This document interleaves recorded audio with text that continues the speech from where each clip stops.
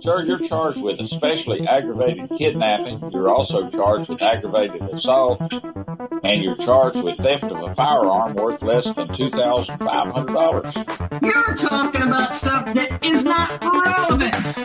Hello and welcome to the Court of Public Opinion. I am the recovery addict, and boy do I have a case for you today. Why is the dog chewing on this guy? I think they have got the wrong guy there. Got the wrong guy, and the dog was biting him. He roughing him up quite a bit.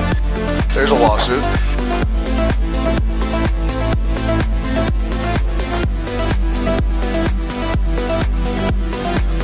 All right. Holy cow, did a lot happen yesterday.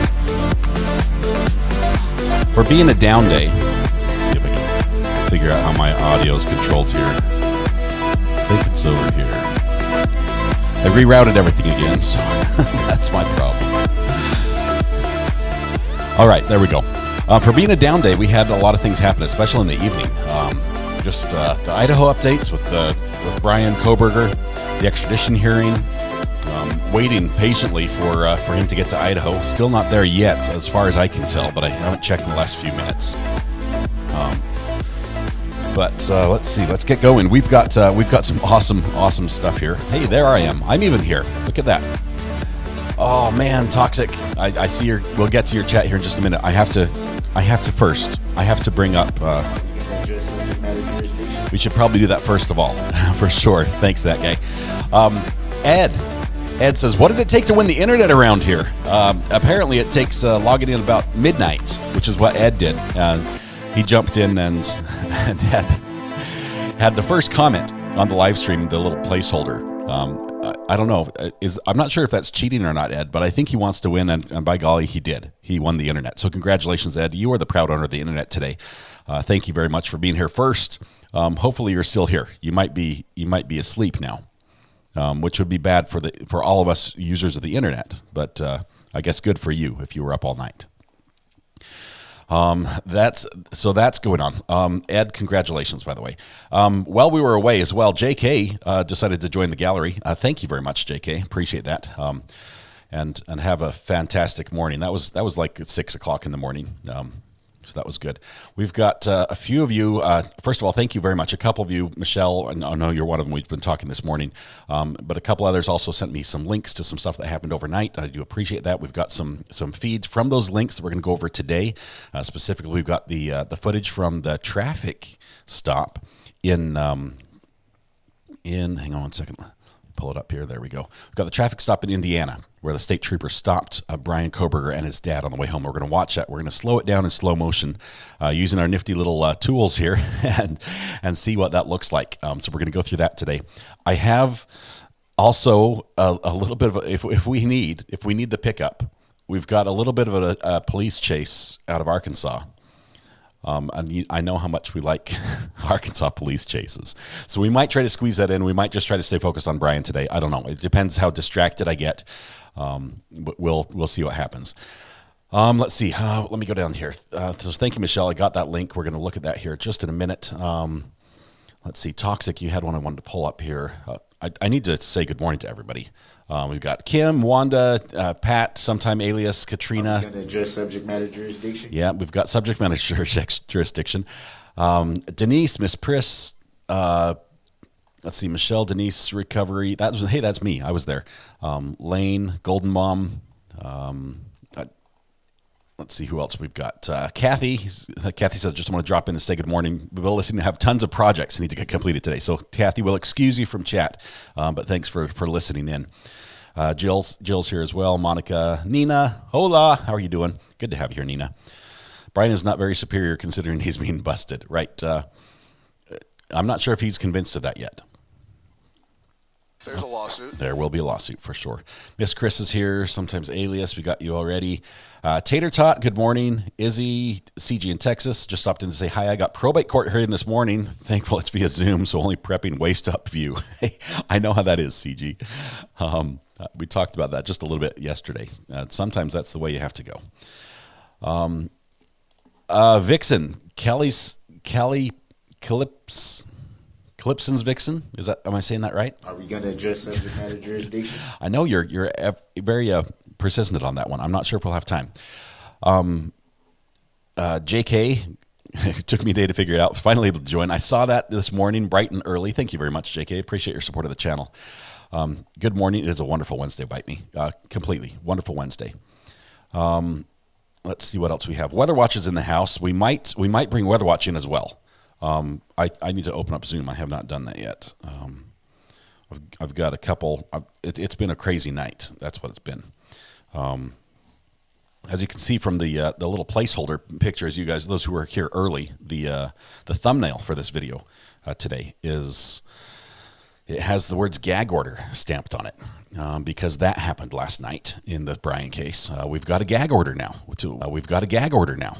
have to fight or work around or deal with one of the three. Let's see who else. Who did I miss? TW's here. Okay, you're going to have to raise your hand if I missed you.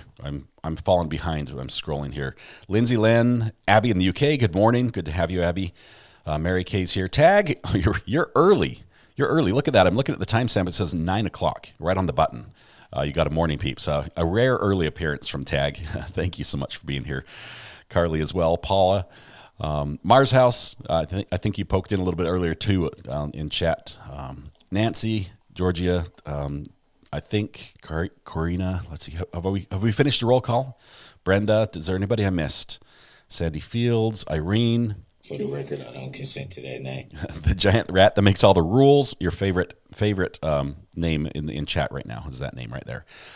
I think raise your hand if you missed. I missed you. Okay, so there's a couple. I've got Ann. I've got Tish, Monica, Darth Holler, Kimberly Sartini, Irene, Corina, Mr. 80s Music. Good to have you again, Chandra. The gag order. Yeah, it was a gag order. We'll talk about that just in a second. We'll get started here on what's I don't know what just happened. Oh, I think Weather Watch just connected to Zoom. That's what happened. And we're sort of flying by the seat of my pants here because I have not tested it this morning, and I've tweaked all my settings. So we'll figure this out. Weather Watch, we'll get you on because there's some crazy weather as well, and all of us sort of have to deal with that. Rosie, good to have you here, Rosie. I think I got everybody. If not, Tag, I don't have a squirrel one yet. We're getting there.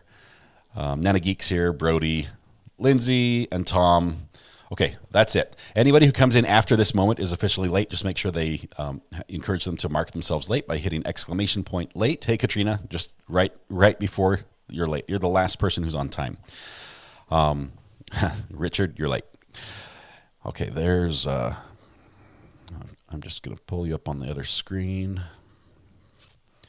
We might start with Weather Watch before we roll our video and do some analysis on this this Indiana traffic stop, which is pretty interesting, I have to say. Give me a second here. This is the downside of being a one-man show. You know, it's just... I'm going to pin your video. Oh, I need to start my video, but... change me so you don't see that. All right, you're supposed to get something else. I'm not hearing you yet, not getting your audio, and that's because you're on channel 3, which I need to route through my soundboard instead. Yeah. We'll get this all figured out. Are you got a sound test on your side, Weather Watch? Is that okay? Let me turn off my camera then.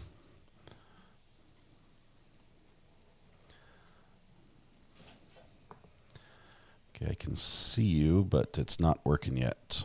I've got the audio completely turned off. Audio, input 3, on. Give me a sound check one more time.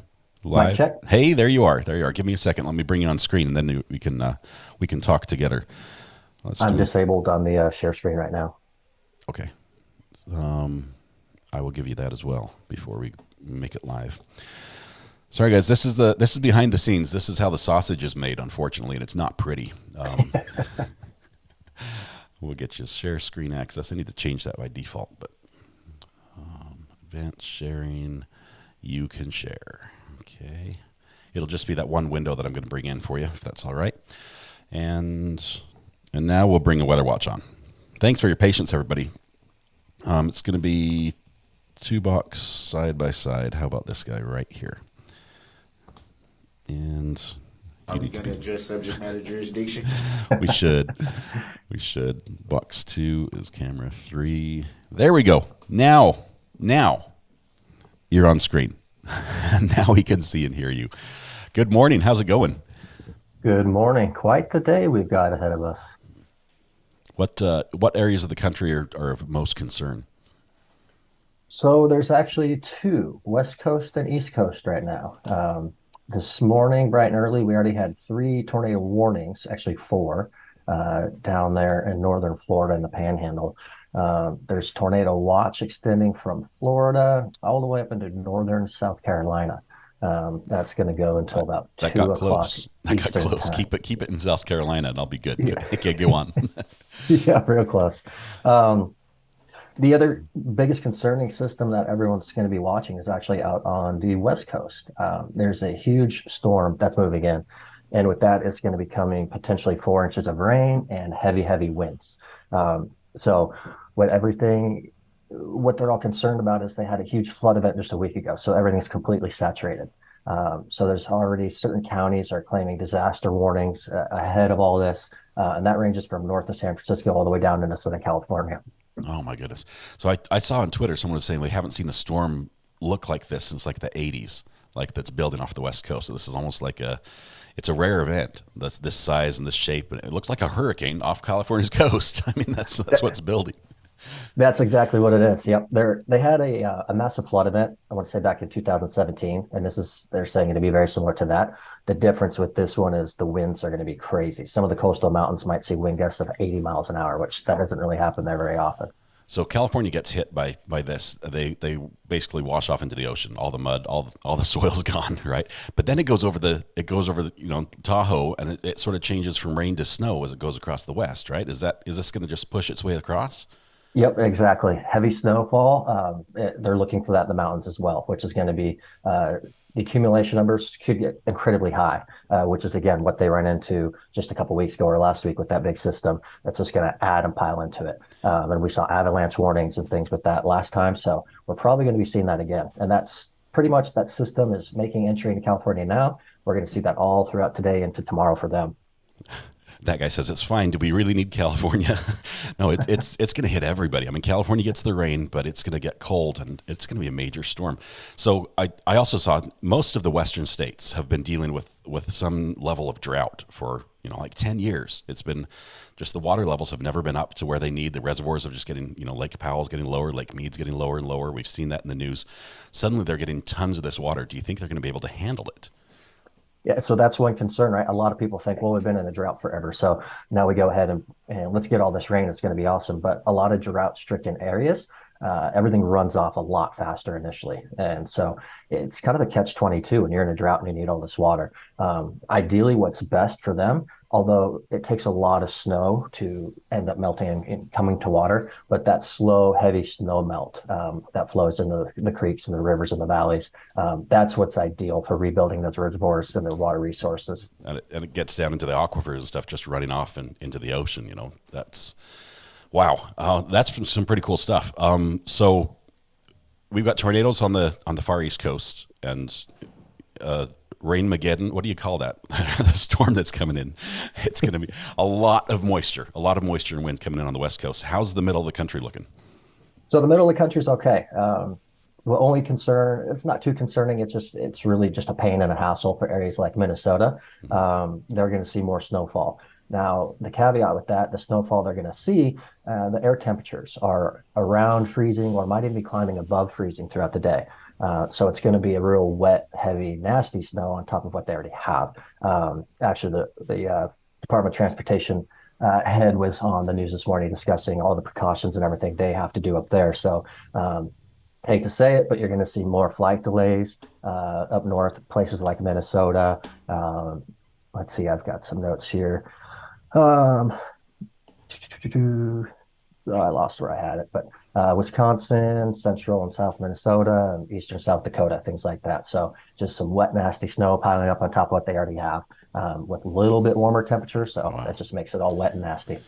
Crazy. I mean, I know the guys who like to ski are looking at this and they're just licking their lips, but this is going to be, you won't be able to get to the snow. You won't be able to get to the ski resort for a couple of days type thing.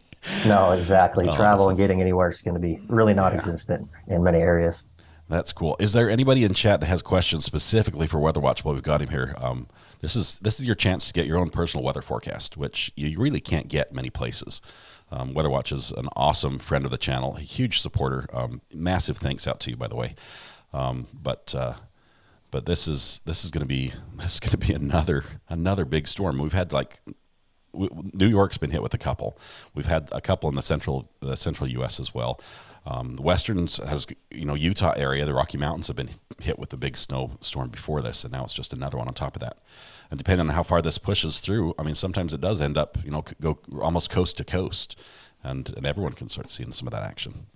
Yeah, that's actually a great point. And we are going to see some of that, including your area. As the week goes on, temperatures will kind of remain the same. But as we start to climb towards that weekend, we're going to see probably about a 20-degree temperature drop for some of those. It's not going to fall quite as south here into Texas. But Scott, I was looking in your area. You might even be seeing a 20-degree drop between today and come Saturday. Yeah, that's crazy. All right. Fort Myers looks good, according to Bella. Does anybody have any questions? Did you see any in chat that you wanted to answer? Yeah, Irene actually says, is SoCal going to get slammed with rain like San Francisco? Yes. San Francisco is one of the areas and just north of that is most concerning. Just so happens the National Weather Service out on the West Coast is based in San Francisco, and they were talking about it last night.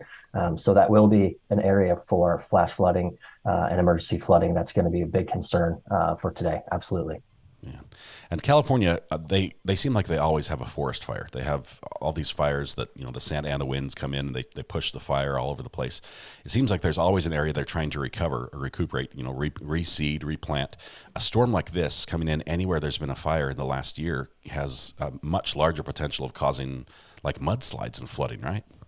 That's one of the dangers included in the warning that National Weather Service put out is mudslides are going to be a huge issue with the system that's moving in. And you're exactly right. It happens almost every year when they get a decent amount of rain. Man, that's crazy. Anything else you want to catch in here? 15-year-old wants to be, let's see, KF7AIK Bob says, my 15-year-old wants to be a meteorologist. Any advice?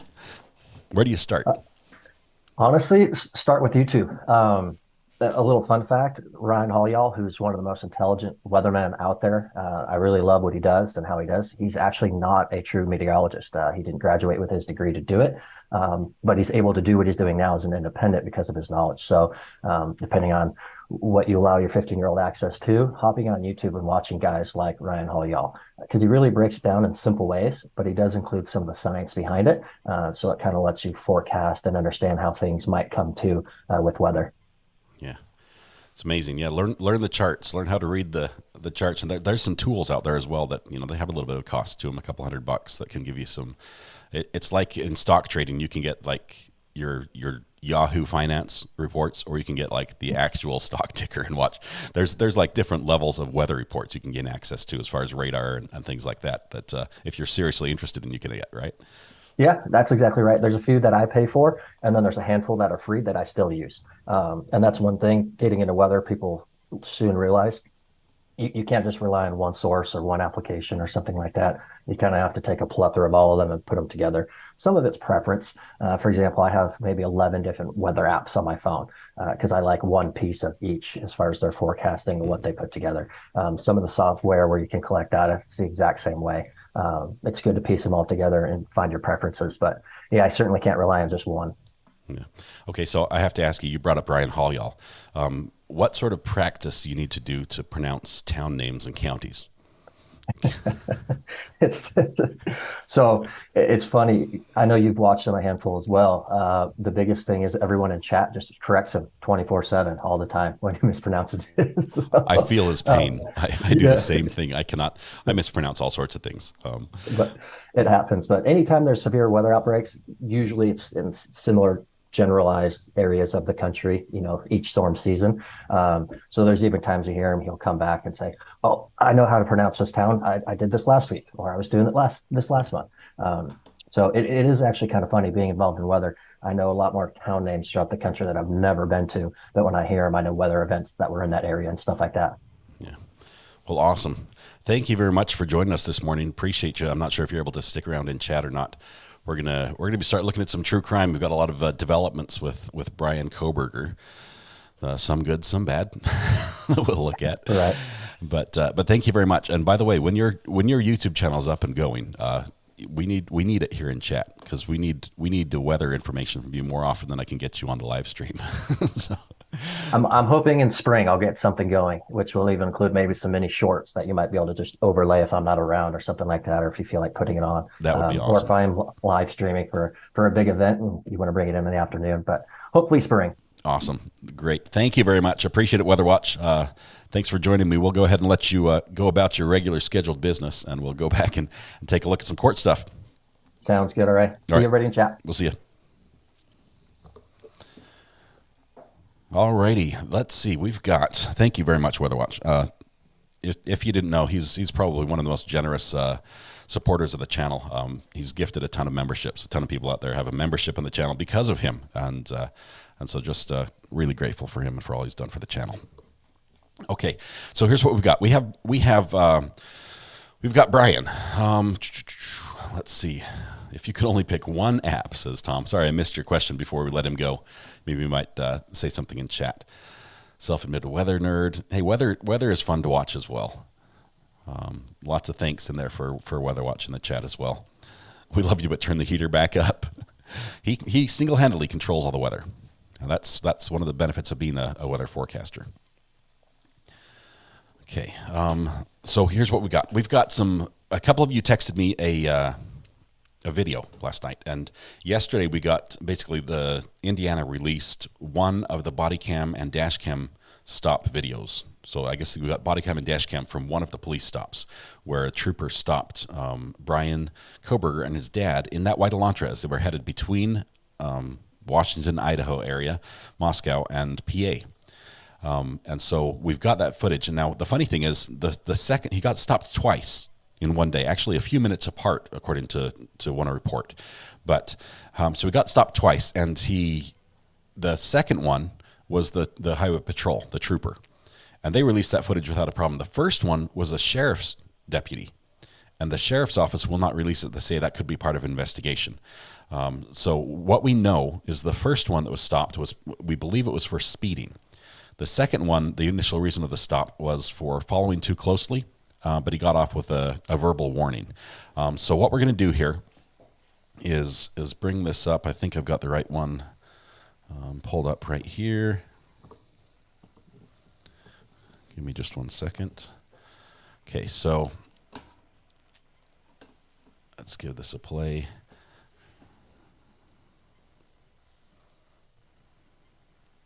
Yep, this is the right one. Okay. It's got a pause at the beginning, right? I recorded it twice. So we're going to watch it through full speed, then we're going to go back and slow it down.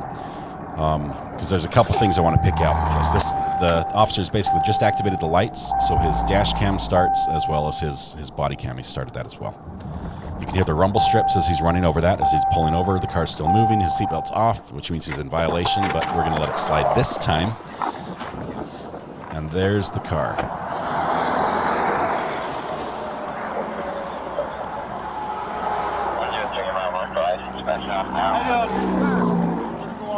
And that right there is all we're going to see of Brian during this stop. Because the officer, because it's so loud, he's leaned over. There's a lawsuit. He's saying you're following too closely. Says you're going to want 6 or 7 car lengths.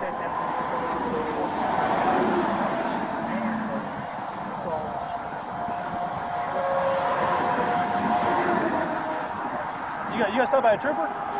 They're saying we just barely got pulled over. We don't have any SUVs. It was an SUV. He says we don't have SUVs. County guy. Was it like a black SUV? Okay. All right. And you thought you guys were following too closely?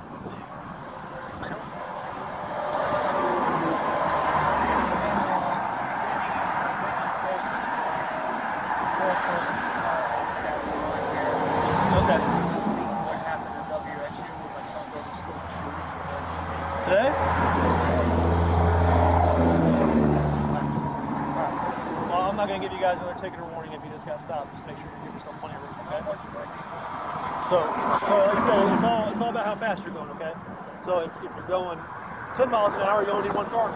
So they get a little driving lesson here. If you're going 70 miles an hour, you need 7 cars. Yeah. That's the easy way to explain it. Yeah. Okay. It's really, if you're in the B&B man, it says 2 to 3 seconds. All right. You guys have a safe trip. Where y'all heading? Thank you so much. He said, where are you heading? Where y'all heading to? Where are you heading to?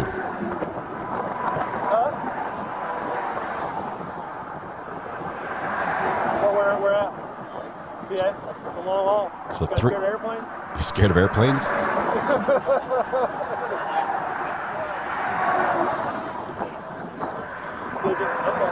Okay, so yep. So officer turns around and walks away. We're going to see the dash cam now, and Matthew Harris, thank you for being here, popping into the chat here. Our favorite lawyer says, when I was an officer, I wouldn't pull this vehicle over. He wasn't following too closely, in my opinion. Seemed like he was trying to pass. Who was the cop who was passing in the passing lane illegally. Okay, so here we go.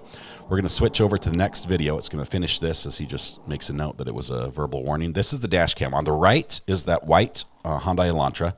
The following too closely is the semi up ahead. And just go ahead and raise your hand in chat if you think you would be pulled over by this officer for how you drive.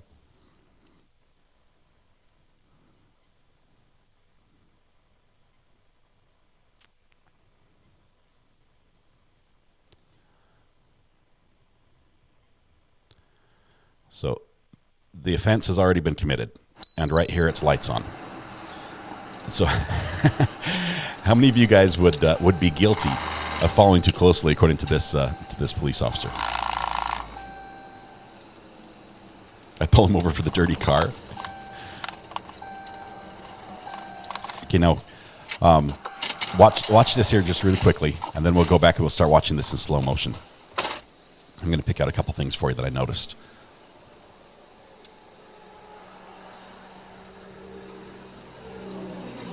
Okay, we don't get audio first of all, but this explains why we have no video. As the officer's leaned down, he's basically got his head almost inside the window there. He is standing back, so he's back behind the body position of the occupants in the vehicle, which is gives him a little bit of safety. It's harder for him to be attacked back there, but still he's right up in the window.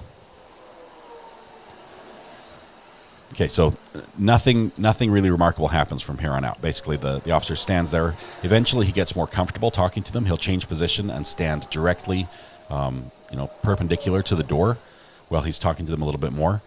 So we'll go back and watch just a tiny bit here in a second. We'll let you see the end of this.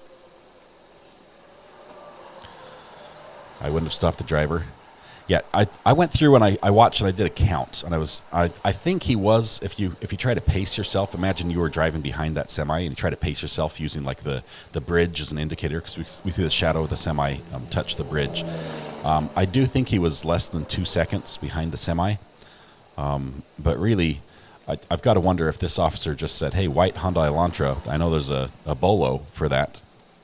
I can get him I can pull him over for something that everybody does, which is follow too closely. I mean, personally, when I follow too closely, I'm right on the tail of that semi to get a good draft to save gas mileage. So, what tag on the car? It looks like Washington, and it looks like a Washington plate. I'll have to pull it up. They said he switched them, but I'm not sure if that's true. He might have switched them after he got to PA. He changed them legally. I believe he did register the car properly. Apparently he changed the plates from one state to another just before the trip. It would have been Washington, where he was a resident as a student, and PA. Those are the 2 states in question. Weatherwatch is a keeper, a great guy. I think his wife thinks so as well. Okay, so that was the stop. So now we're going to go back and we're going to start looking in slow motion here. I'm looking at other vehicles passing. They're following closer. Yeah, definitely. This was. See, he pulls away. Now we're done. So we're gonna rewind and jump back to the body camera footage. Look, all these guys can reverse so well. That is amazing. Okay, so here's the stop. There's the violation. Here's the body camera footage, and we'll back up all the way till the officer's just walking up to the door. Okay, so here we go forward here. Officer gets out of the car. He's walking up. I want you to notice something if you look up here. As you go up to the car, the officer notices that on the bumper, and you see this in the second video, on the like the spoiler, just above the right brake light, there's a tiny spot about the size of a thumb, because it is the size of a thumb, that is clean. And it's clean because another officer has pulled this car over and does what officers do when they put their thumb, they'll put their fingerprint on that car as they walk up to it. And this officer does as well. But you can see right there, the officer actually turns and notices it's right underneath my picture here. Let me turn me off so you can see that little spot. That basically says, just from watching this video, I would say, yeah, I believe they probably were pulled over before as well. But the officer comes over, he touches the bumper as well, and you see he sort of notices that, looks at that, and notices that. He probably realizes they've been pulled over previously. Now, this is the part we really want to watch. Walking up to the car, look at the look on Brian's face. Okay, the dad's just like, hey, what's up? But Brian has got this. He's like, what are you doing? Type look. I mean, just a look of shock. I have gone through this slow motion, forward and backward, and looked at this. I haven't been able to tell from the few frames we have if there's any sort of injury on his hand. Going back and forth in just the brief second we have him on camera, there is some weird shadows. Like at this one here, you can see there's a shadow by his sleeve. So like his right hand sleeve, there's a strange shadow there. I don't think that would be, considered a mark. It might just be, the way the bones on the arm are shaped, and possibly on his knuckles there's some discoloration or shading that might be suspicious. But just bear in mind that this trip was 1 month after the murders took place. So if there is an injury there, it's had a month to heal. So we're not looking for blood in these pictures for sure. It probably would be a cut or a scrape of some kind. Is that something on his knuckles? I don't know. His left hand, he keeps them for the brief moment we see him. He doesn't really move his hands. He just has them right there, and they don't move at all. And he just stares at the officer. That look is unbelievable. The dad does have his phone out on his lap. It's plugged into charge. He has a GPS type tool on there, so they're probably using that for navigation to get across the country, take all the right turns, get on the right roads. But that's all we get there. What do you think? I feel like he's staring into my soul. Scratches on his neck, taking him in. Corina, there is another picture. Let me see if I can pull that up. I didn't have that ready. I think Fox News had a good one. A still photography picture of him right as he got out of the van, being led into court, and it showed his hands, the same hands we see here, basically the same view because of how he was shackled. Let's see.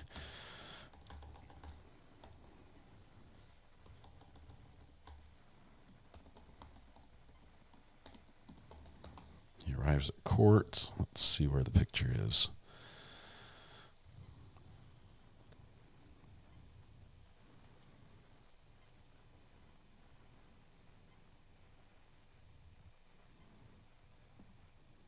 Trying to go through and find the best picture of him.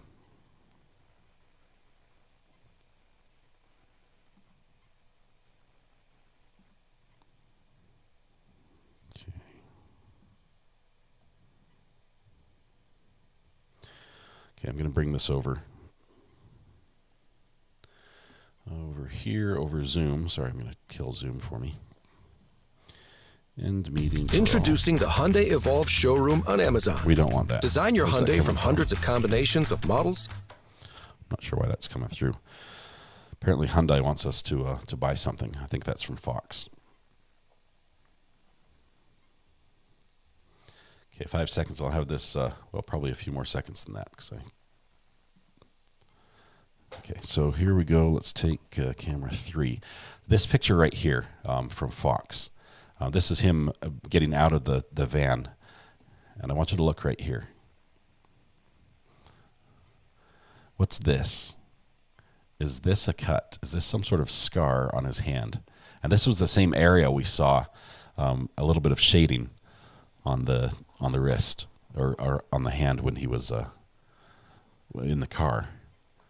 So I'm like, I'm not sure. It's just it looks suspicious. It looks like an interesting mark that might not be completely normal. I look at my hands and I can't get the same shading happen there. Definitely had the look of a guilty shock when the officer pulled him up. The evil man, says Jimmy. A little swollen, possibly. Maybe they were thinking they were looking for one person. That's why he had the father with him. Pauline, I do think that the fact that it was a white Hyundai Elantra probably played into that. I think the mark on his wrist looks more like a tattoo. That's a rental car. If he did change plates, it would be difficult to tell because with the rental, it could have plates from here. Is it a rental car, MB? Why would he change the plates on a rental car? That's, I thought it was his own vehicle. Why didn't he ask for license and registration?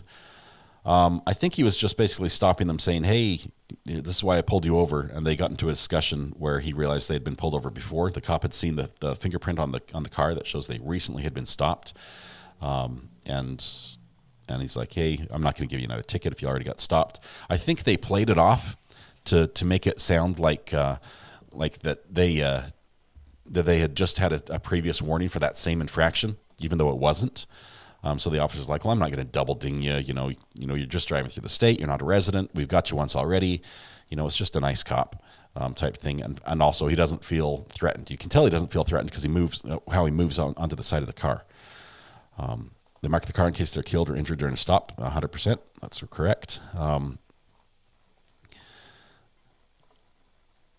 Who can design our own Hyundai? What do you mean? Isn't that the white car? It is the white car. It is the white car.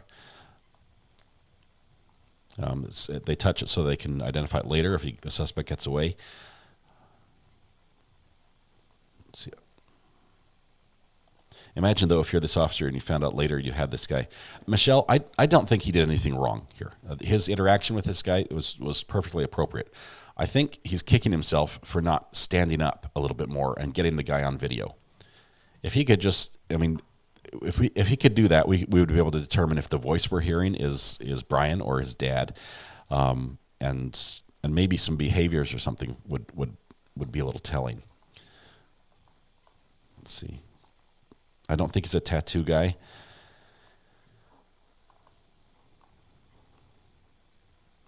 Oh, the Hyundai comment was about the ad. Okay, sorry about that. That was my fault. Thanks. Good catch. If there are kids here, never steal a car. Yeah, just never steal a car at all, even if it's just adults. It's not a good idea. Changing the plates is pointless. I think they knew who he was and were part of tracking him. Mars, I don't think this officer was. I would not be surprised if there were other vehicles following at this point, tracking him, and they're like, why is this Indiana cop getting in the middle of our investigation type thing? But I don't think that was part of it. But there was no instruction given on the radio to like, hey, let this one go type thing. There was none of that. It seems like genuine. The officer had no idea what was going on.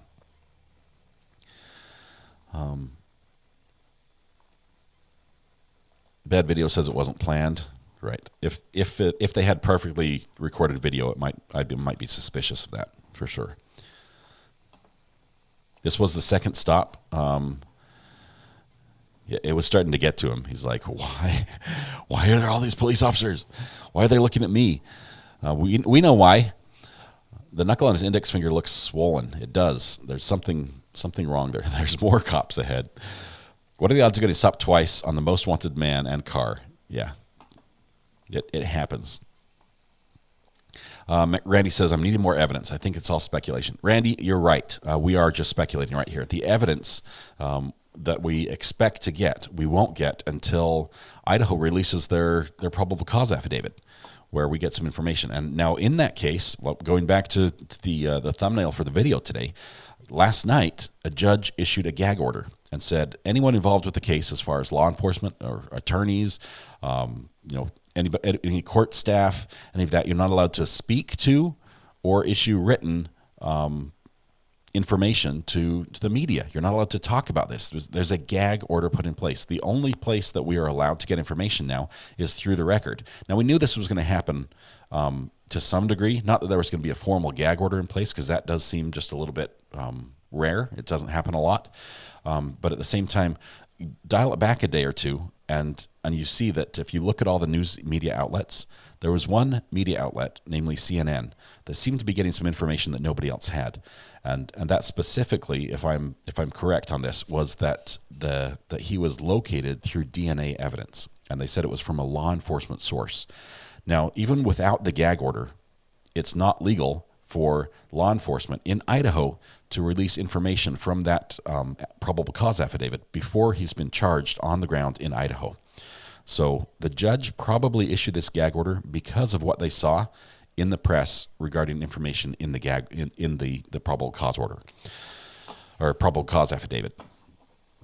That's my prediction on that. Whether or not the judge will lift the gag order once he's actually charged, I'm not sure. I think probably not. He'll probably just leave it in place.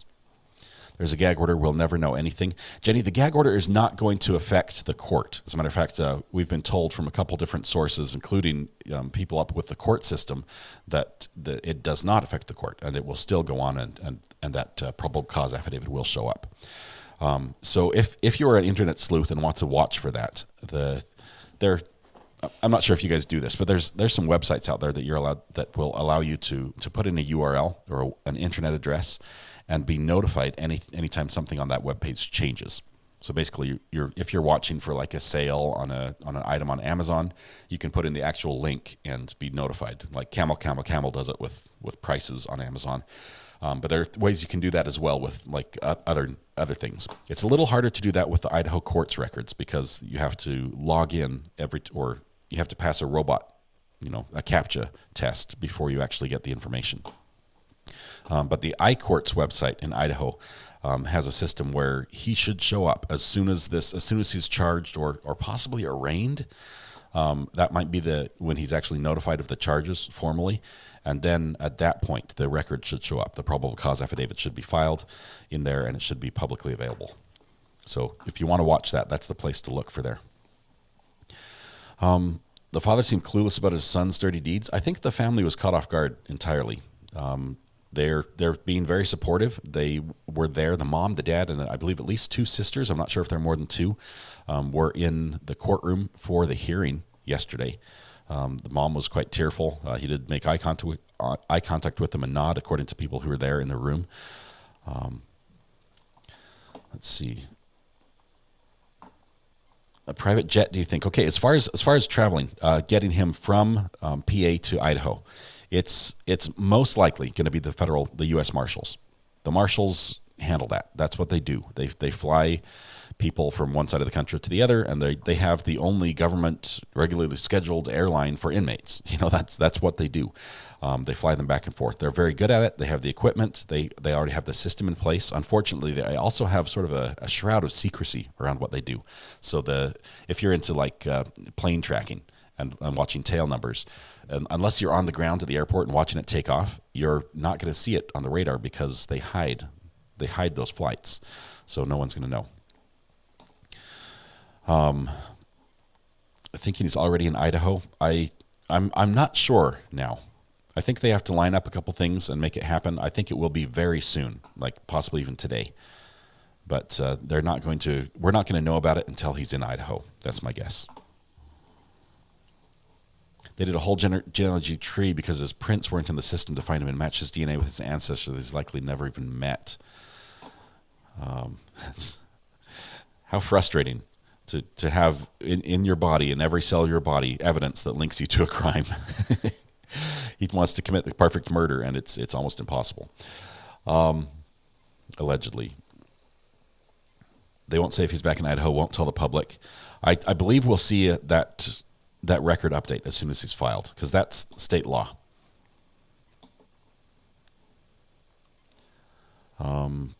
Brian left the PA jail at 6 a.m. this morning. He'll be on Idaho. My souls, where did you get that info on the 6 a.m. leaving? Because if he left at 6, give him an hour, he'd probably fly out of New Jersey, the Newark. Is that I think the airport is ABE is the code for that. That's probably the closest airport. It's about 40 miles from him.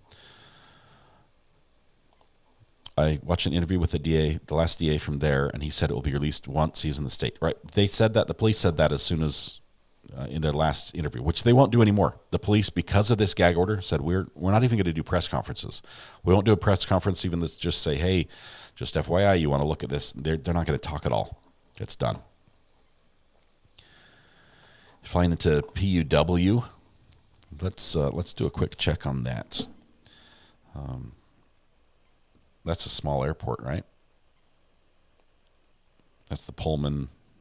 It's almost a regional, isn't it? Let's see.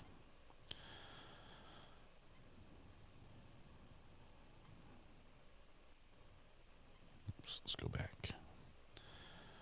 Let's do flight.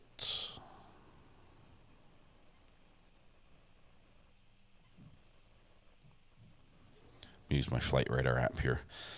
So PUW.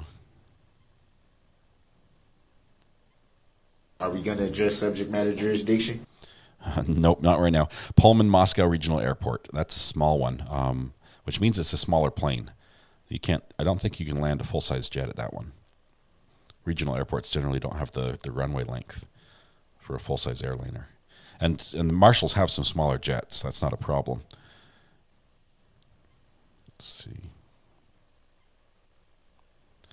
Let's see the arrival board for PUW.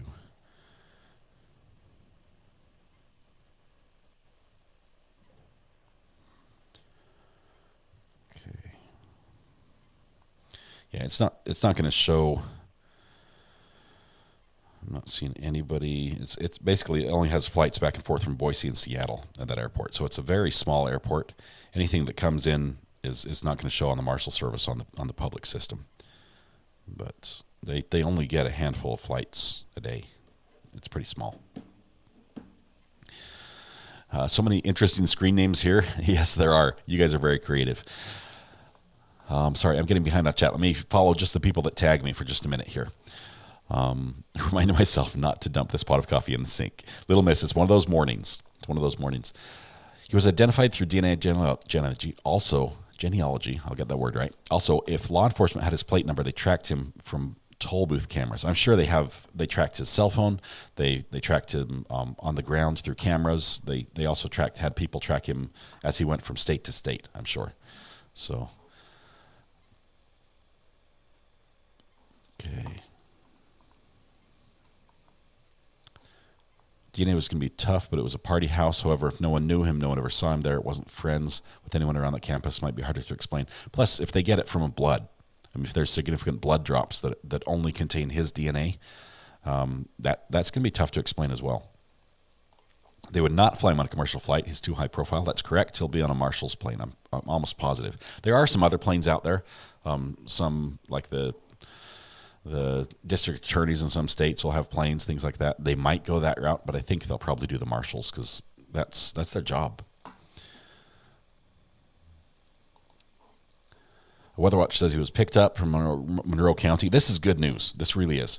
If he's on the way at 6 a.m., so I'm going to do the flight time because it's going to be the same regardless of pretty much. They're not going to fly him on a Learjet or a what is it? Those supersonic jets they don't use anymore. We can pretty much calculate his flight time, then we'll have an idea of when he gets on the ground. As a FAA, we often had law enforcement escorting prisoners on our flights. It happens a lot, and I've seen it on a flight that I was on myself. But I don't think they will with this high profile of a person. Prisoners fly commercial a lot as well. Yep, with a companion, never on their own.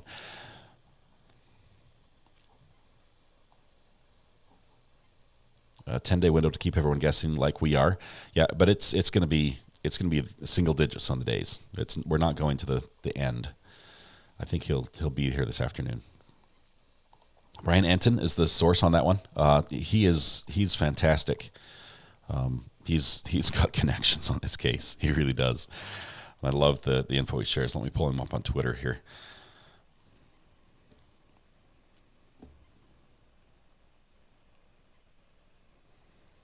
Okay, let's see what the latest is from him. So that was an hour ago.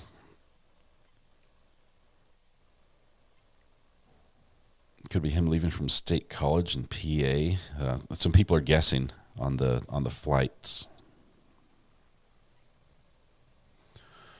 Ooh, there we go. We've got a not available. We've got a not available on the source, not available on destination on flight radar. Leaving out a young State College, PA. Flying the right direction. That basically means it's a government plane.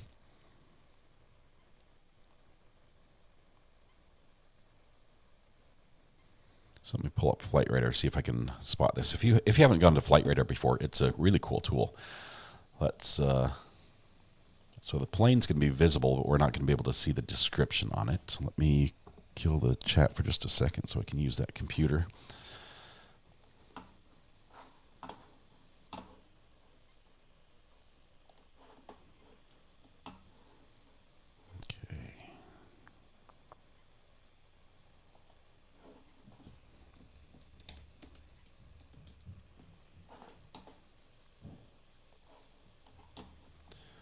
I'm going to try to pull up the map, and I'll share it with you here.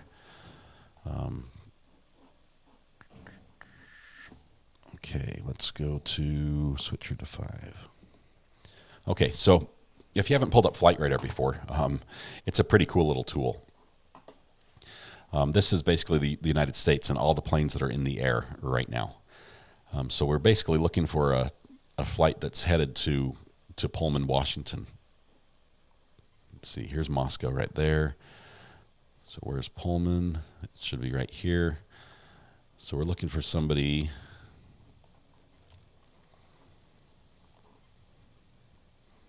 without a tail wedge. They do sort of fly in an arc, so it's hard to draw a straight line and pick it out. But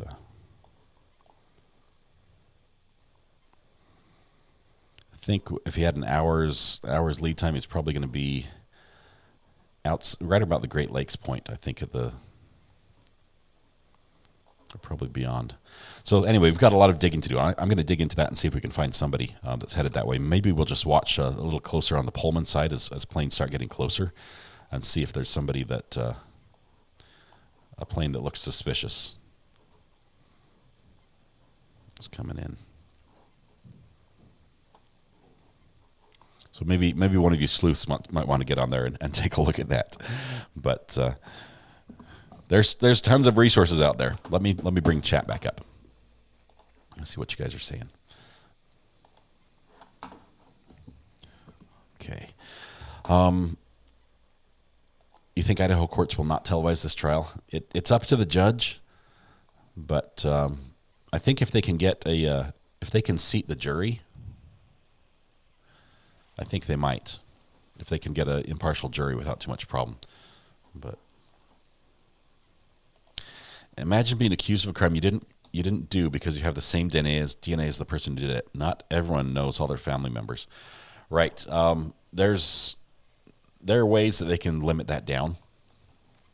So it's rare to find an exact match, but there are, at certain levels, family members will share the same genetic markers. I sent you some screenshots of close-ups, says MB on the burner phone. Let's take a look here.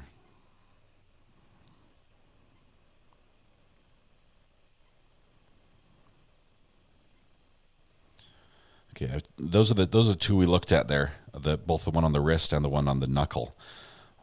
Those are the two marks that stood out to me as well. Can't tell where the plates are from. Charlie Foxtrot Bravo 8708, I think was the plate number. There are very few states that let you actually, I'm not sure if any now, let you look up somebody's plate number yourself. Might have flown out of Wilkes-Barre, Scranton.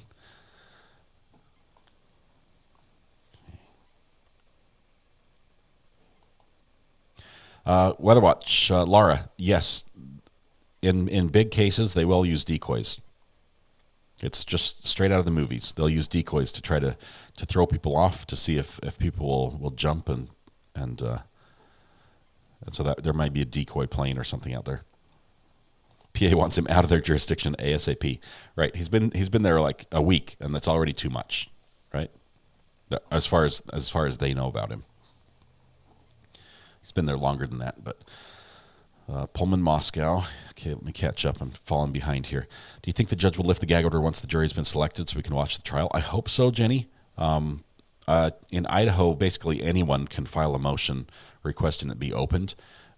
Because of that, I think the news media will probably unite a lot like they did in the Lori Daybell Vallow case, where they got together and basically had one lawyer that made an argument and said, hey, we're pushing for an open courtroom. So I think they'll do the same thing here because Idaho allows that. We'll see a motion at least filed on behalf of the news media for that front. Let's see. Likely flight to Coeur d'Alene, a drive to Moscow.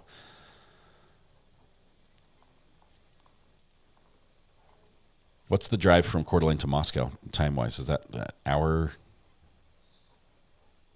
and a half? Okay, let's see. I'm going to go faster here.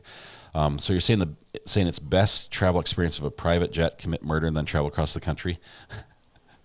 I will say that according to the federal marshals, the cost of flying an inmate from one side, most flights are less than $3,500. The cost, and that's more expensive than a regular flight. You want car keys? I left them upstairs on my desk. Mrs. R.A. has to go on. I left the car keys somewhere. Oops, my bad. Let's see. It's going to be on 7 a.m. in Idaho. Too early to text my friend for a local news update. She's 2 hours away. Judge said they have up to 10 days for him to come back to Idaho, but some news media is saying that he'll come back sooner. Nancy, apparently, according to Brian Enton, who is really good on sources, he may have already left PA, or at least he's in the process of leaving PA.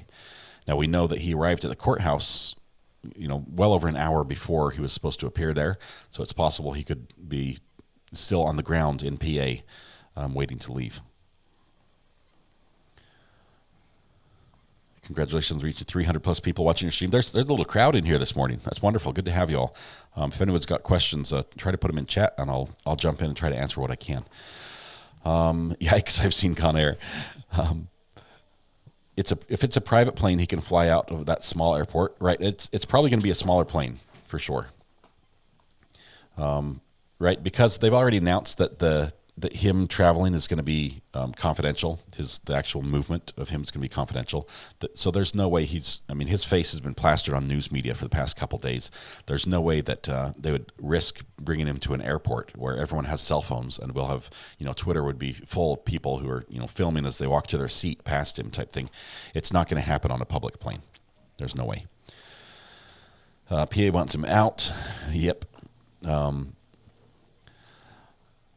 I don't usually go down this path, but he makes me think Israel Keys. I don't think it was his first. Unlike Keys, he got sloppy and went too close to home. Under 3 other unsolved in the last 2 years with a similar MO. Lee, you're not alone in thinking that. We just don't have any evidence right now that points us to that. The thought's in our head, but really we've got to wait and see if there's something else that draws that connection. Do we know why he killed these people? Lisa, we don't have a motive yet. Just did a 23andMe test. That's a genealogy test. My apologies to any biological relatives or descendants who commit heinous crimes. You're going to get caught. Yes, that builds the map of everyone who's who. I want to give a shout out to JB. I know he's watching and can't join us. Thank you, Tag. JB's up in Canada, a good follower. He's sort of one of the originals on the channel. Found us on accident. Hadn't really been on YouTube very much and loved it and watches every day. And occasionally he calls in on the burner phone and just to check in and say hi to y'all. Good morning, Jimmy May. Good morning, Katrina. So a 5 to 6 hour flight. That's going to put him 6 or 4 hours into that. So it's going to be minimum 1 to 2 hours before he arrives in Idaho, I'm thinking. So be landed in an hour or two. I did that math in my head, that guy. I'm pretty impressed. Did he kill 4 of them or 6? There were 6 people in the house. 4 of them were killed. And the police have said in the press conference that they believe that he's the one who killed all 4. The other 2 may have been in rooms with locked doors that night. See, the flight time seems really long. I can't take that long. It's not like he's going to another country. It can't. It's just, that's how long it takes to fly. Luckily, there's not some severe weather in the middle of the country that would, hamper flights. That would be even worse. Okay. If it is a private flight, it's going to be either private. The government sometimes, like the FBI, for instance, they're notorious for using shell companies. They'll put their planes in the names of shell companies. That way you can't really see that it's a government doing something. Instead, it's some weird named company that's flying in weird patterns and stuff like that. Generally, they use that for intercepts, for spies, for spying, like digitally. Planes that have technology and equipment in them that sort of replicates a cell phone tower and causes your phone to ping so they can find where you are.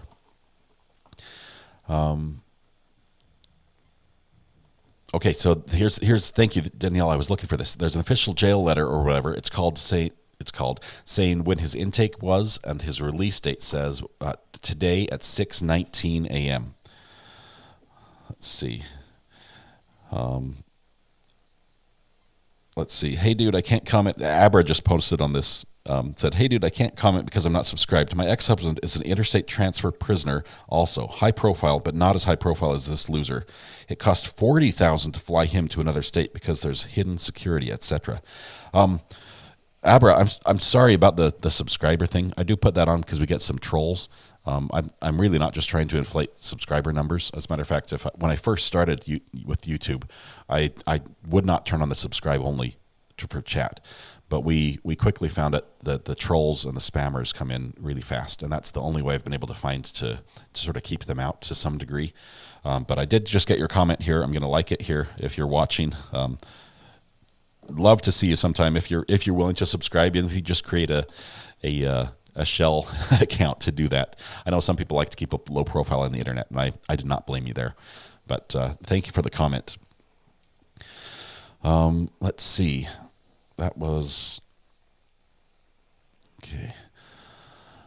Okay, Twitter again. Poor innocent me banned. Bella, you've got to be good.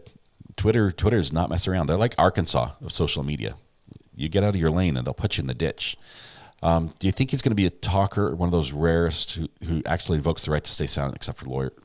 Okay, so Lee, what we know, what we've heard more of that about Brian once he was taken into custody is that he talked to the police for 5 to 15 minutes. He agreed to talk. Basically, he waived his Miranda rights and he started talking, but it sounds like the questions were more general, and as soon as they started asking questions about Idaho, he lawyered up. So there's a good chance he did not share any information that would really be pertinent to the Idaho case. It might just be personal information about, where he lives, who he is, things like that. Okay, I don't believe his parents knew anything. I agree, Jimmy May. They seem really caught off guard. Flight Tracker, yeah, I do use Flight Tracker. He has already lawyered up. I was listening to the playback from yesterday afternoon. Speaking of pranks, I remember lifting cars and moving them to confuse the owner. Would that happen to be at a school parking lot? I think you were there when we duct taped a car to a light pole off to work. Bob, you can't throw me under the bus if we confess to any crimes. That's important. We've got some good memories. His dad had to have known what was going on. You'd think his dad was at least suspicious. Bite Me says, is Flight Radar an app? Yes, I think it's, if you go to Flight Tracker 24, unfortunately, if you really want to use it and find the useful features on it, I think they pay for that. But there is a free version you can get with ads that will at least give you some information that will let you see where the planes are and just a little bit like that. His attorney is Ann Taylor, not from Latah County. So Nina, if this is a capital case, he's going to get 2 attorneys, right? They won't just be one. So there might be a second, a primary and a secondary attorney. But they don't have many attorneys available right there in the county because some of them are conflicted on this case. What is the flight again? I'm quite good with Flight Radar 24, but it could be hard to get the flight without knowing the details. Dallas, the flight is they're not telling us. All I can say is that, let me see if I can share this.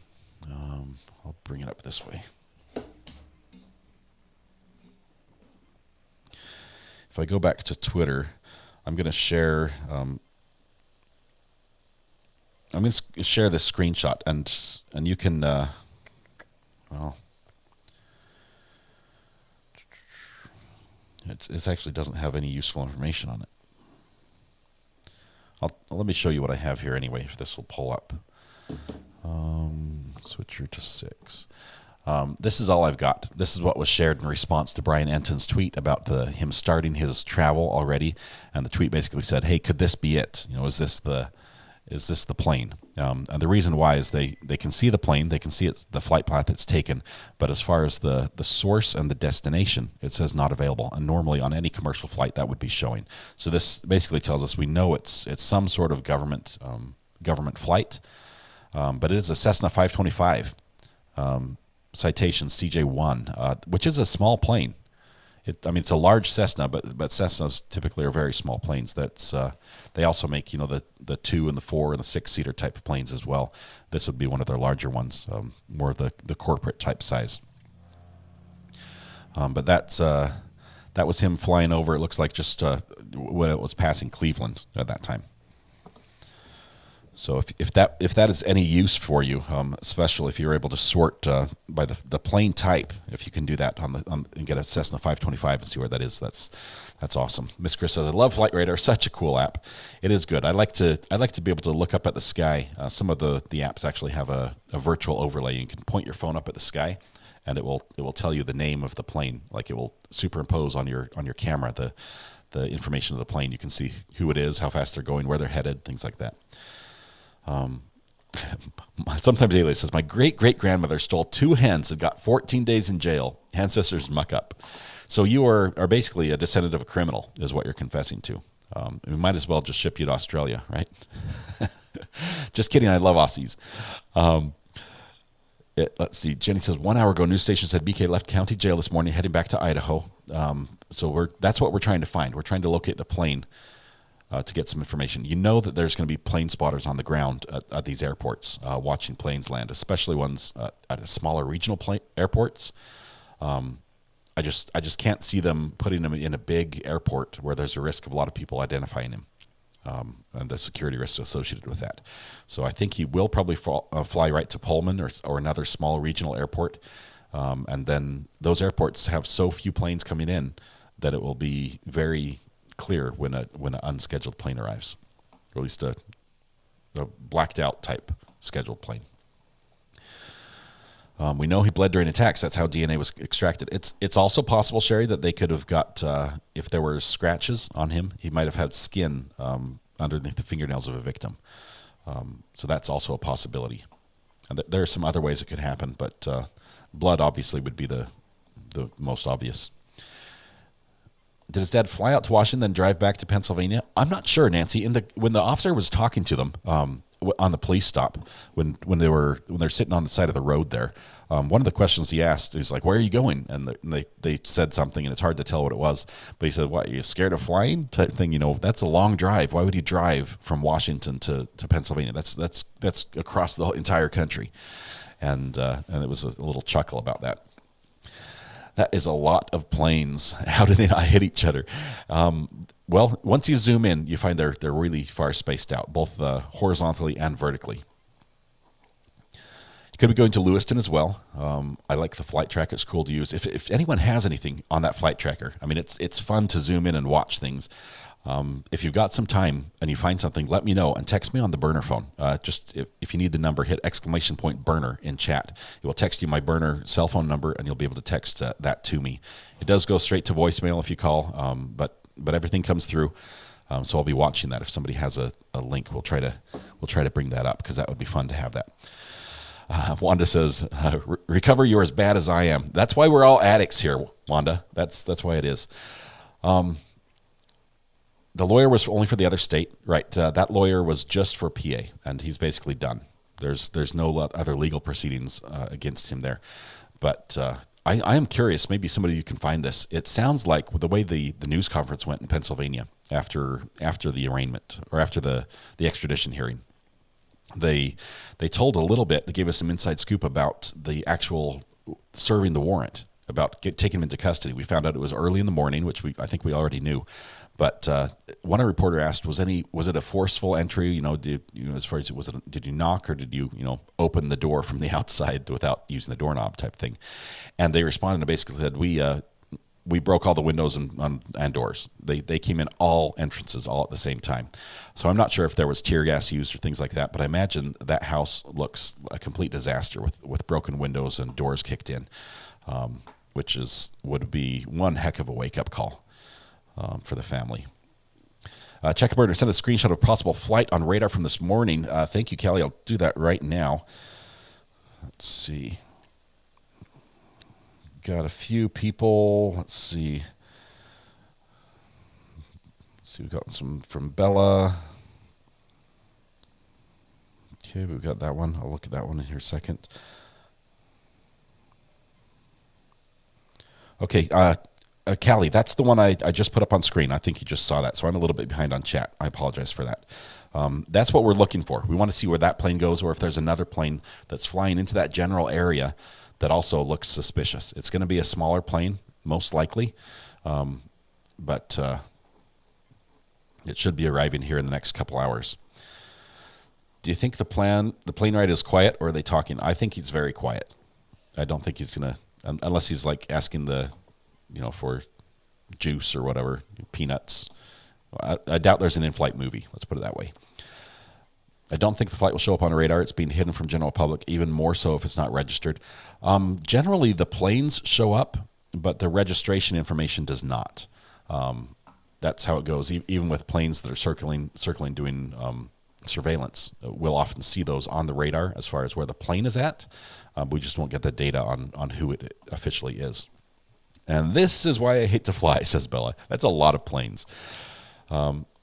Loads of planes to check for no flight details, but hey, I love these things, so I'm going to go dig in. Thank you, Dallas. If you find anything, please let me know. Let's see if the burner phone's lighting up here, so let's see if you guys got something already. Let's see. Take a look at this when you get a second from Amber.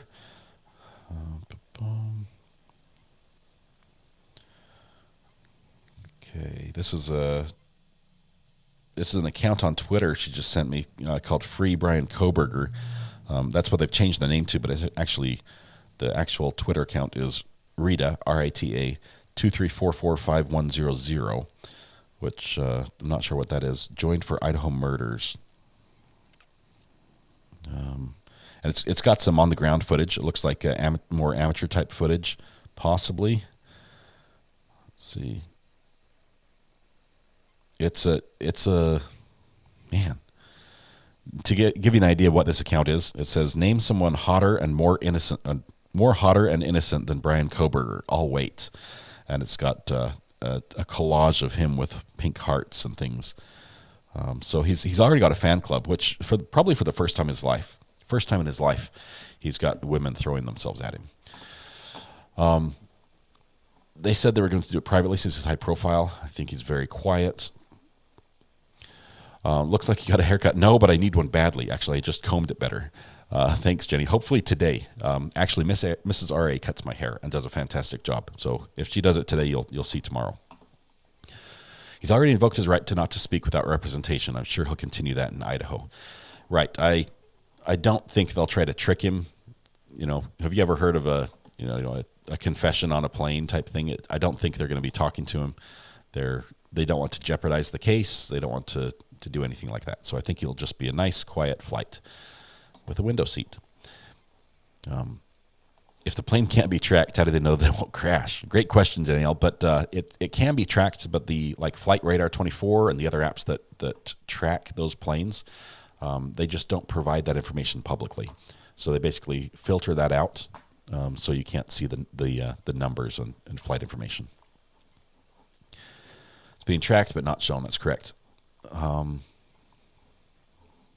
Okay. I think you're seeing raindrops on his hand in that last photo. All right. It was raining when he walked into the courtroom, so that's a possibility. It seemed like more than that. It seems almost like a V type mark, like a cut, but I could be wrong. It'll be interesting if we get some close up photos of that. Does every state have the speedy trial thing? Yep, they do. As far as what the speedy trial is actually ruled as, Matthew Harris, maybe you can weigh in here on this one. If he does invoke his right to a speedy trial, which I think he may do, just on the fact that we know that the police are actively trying to get more tips, meaning they don't have all the information they want. So he, giving them more time to get information might not be in his best interest, even though it may give him more time to provide a defense and, whether they need expert witnesses and analysis and, things like that. But it'll be interesting. Okay. Good morning, addicts. Good to have you here, Van. Sorry to wake you up a little bit early for this. They could be going to a small international airport, too. I'm on a road named Airport because it dead ends at one. A president even flew here a couple times. It's really small. We have a very small airport not far from me as well. It has one flight a day, in and out, one commercial flight. Let's see. Julianne says, Recovery Addict, I only started watching YouTube because of the Depp and Heard trial, and now I'm obsessed with U.S. crime and trials. This is the best channel for info and answers to my questions. Thank you. All right. Well, Julianne, thanks for being here. It wouldn't be the same without you asking the questions. So thank you very much. I hope you find a good home here with all the fellow friends that we've discovered. There are so many rumors, it's hard to know what to believe. Right. We sort of have to wade through them. Especially the things that are more outlandish. Amber just sent me another a little document. Let me just see what this one is. Checking the burner right now. Thank you, Amber. You've been sending me a bunch of links this morning. This one is on Quentin Simon. Okay, so that's another one we are going to be following up with, if I can get it to work right.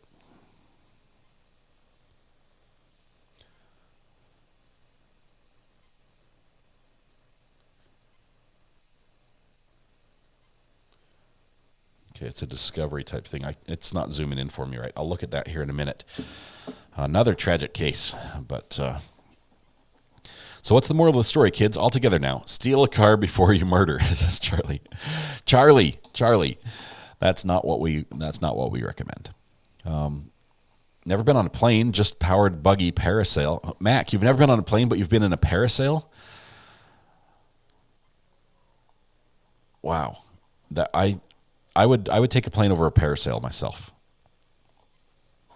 Weatherwatch gifted a membership here. I'm not sure when that slipped in. Let's see what happened here. Who got the membership?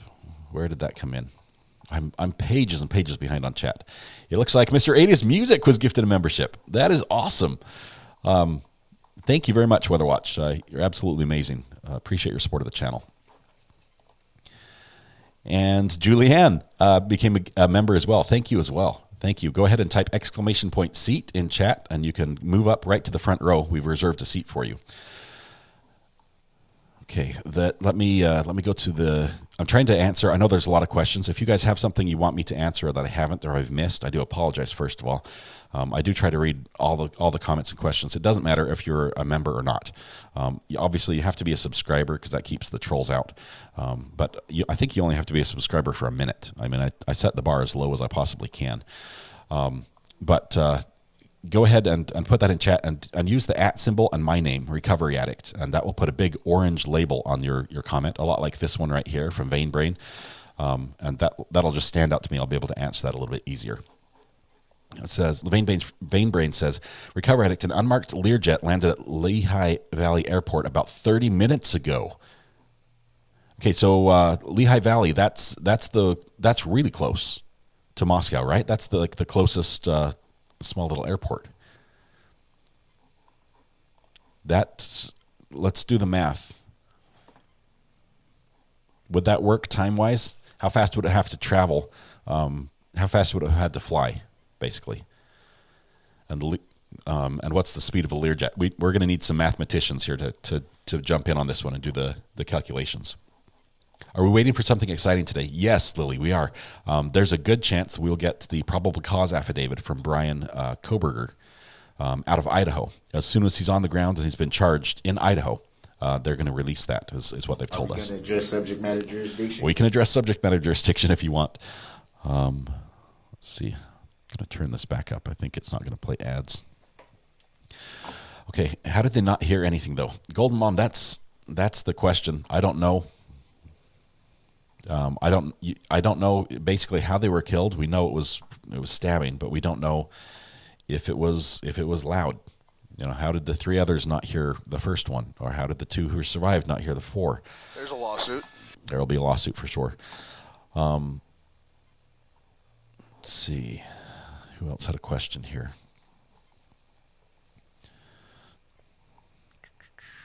Tons of chat here. I'm just trying to slide through here.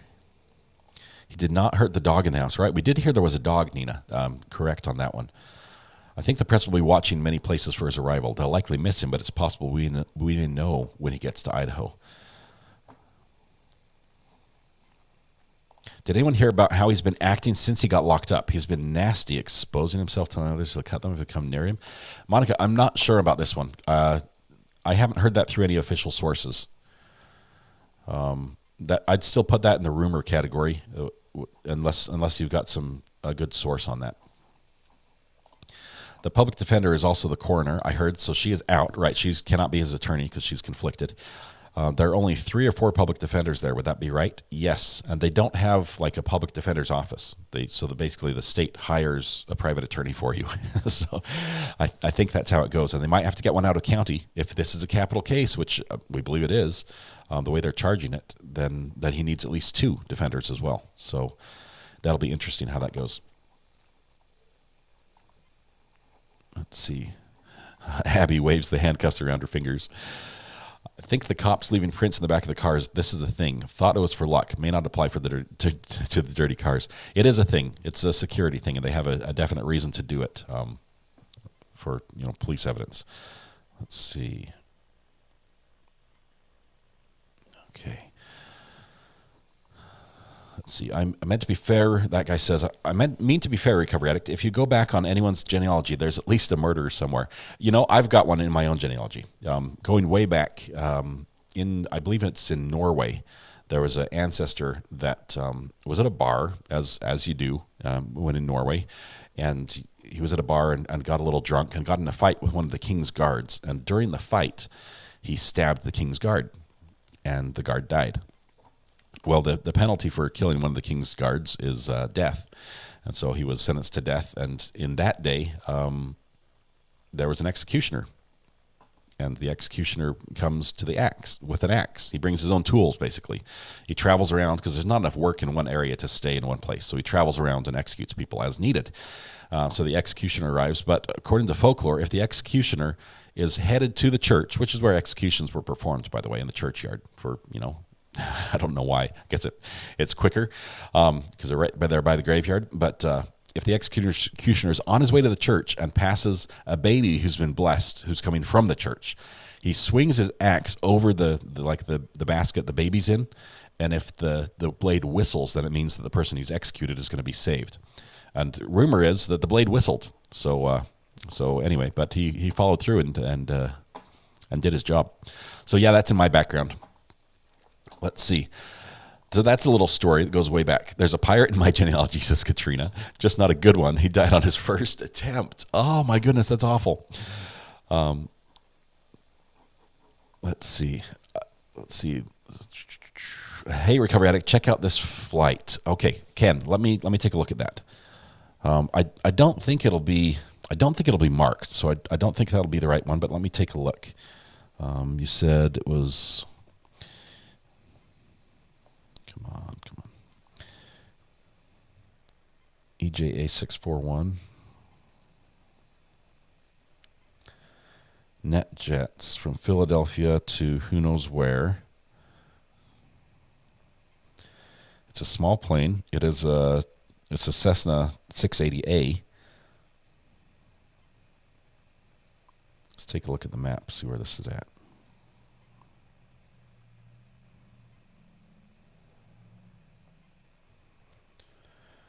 Okay, so it's let me pull this up on the map here. Let me show you what I'm looking at.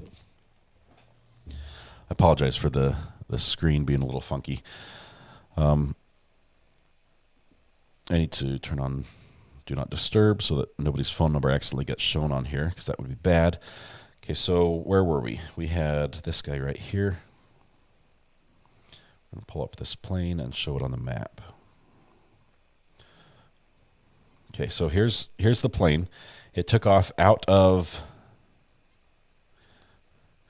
Morristown. Oh, let's see.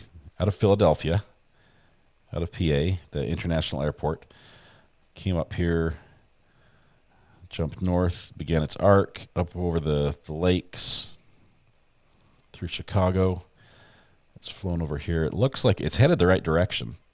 It really is. It's in Nebraska right now, which would it might be a little low. It's sort of parallel with the top of Nevada, California. It needs to head further north. I think if it were going to Idaho, the arc would be a little higher. But interesting. Possible. We'll have to keep an eye on that. Thanks for that. I appreciate that, Ken. Let's see. I just got my DNA test kit to come through. It's going to be fun to do, Abby, and all your relatives that are criminals are going to get busted as soon as you do that. Just kidding. If you watch the flights in Florida, you can see them going in grids over the swamps and spraying the mosquitoes. I've seen that. And they'll also rotate around areas, large cities. You'll generally find some flights that just rotate for hours and hours. See if there's anybody else, any questions we need to do. Isn't it funny how crowded the sky looks on those, but you look out the window on a plane and see no other planes? I have seen another plane going a different direction, probably a mile or so away in the air. I have never seen a plane go so fast in my life. As we basically flew, it was head on towards each other, but a mile apart.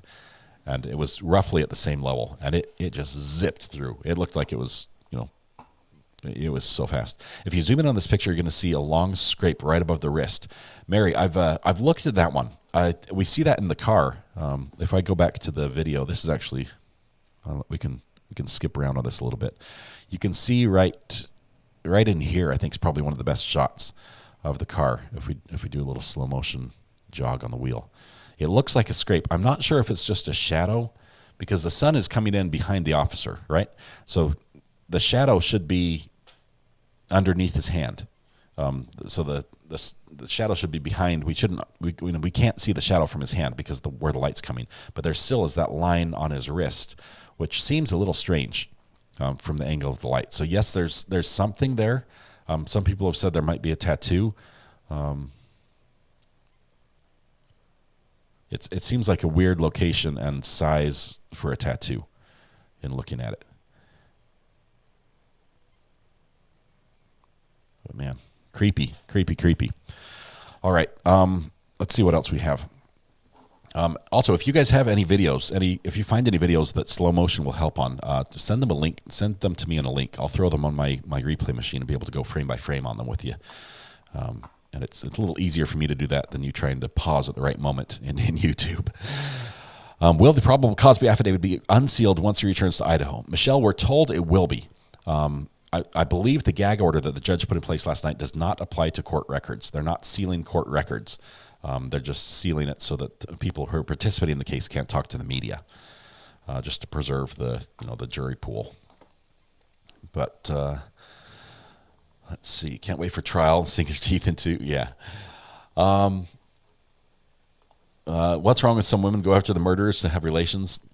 I don't know. There's a lot of people who like to talk to them, and more maybe. I don't know. It's not going to happen really. The relations don't really occur when you've.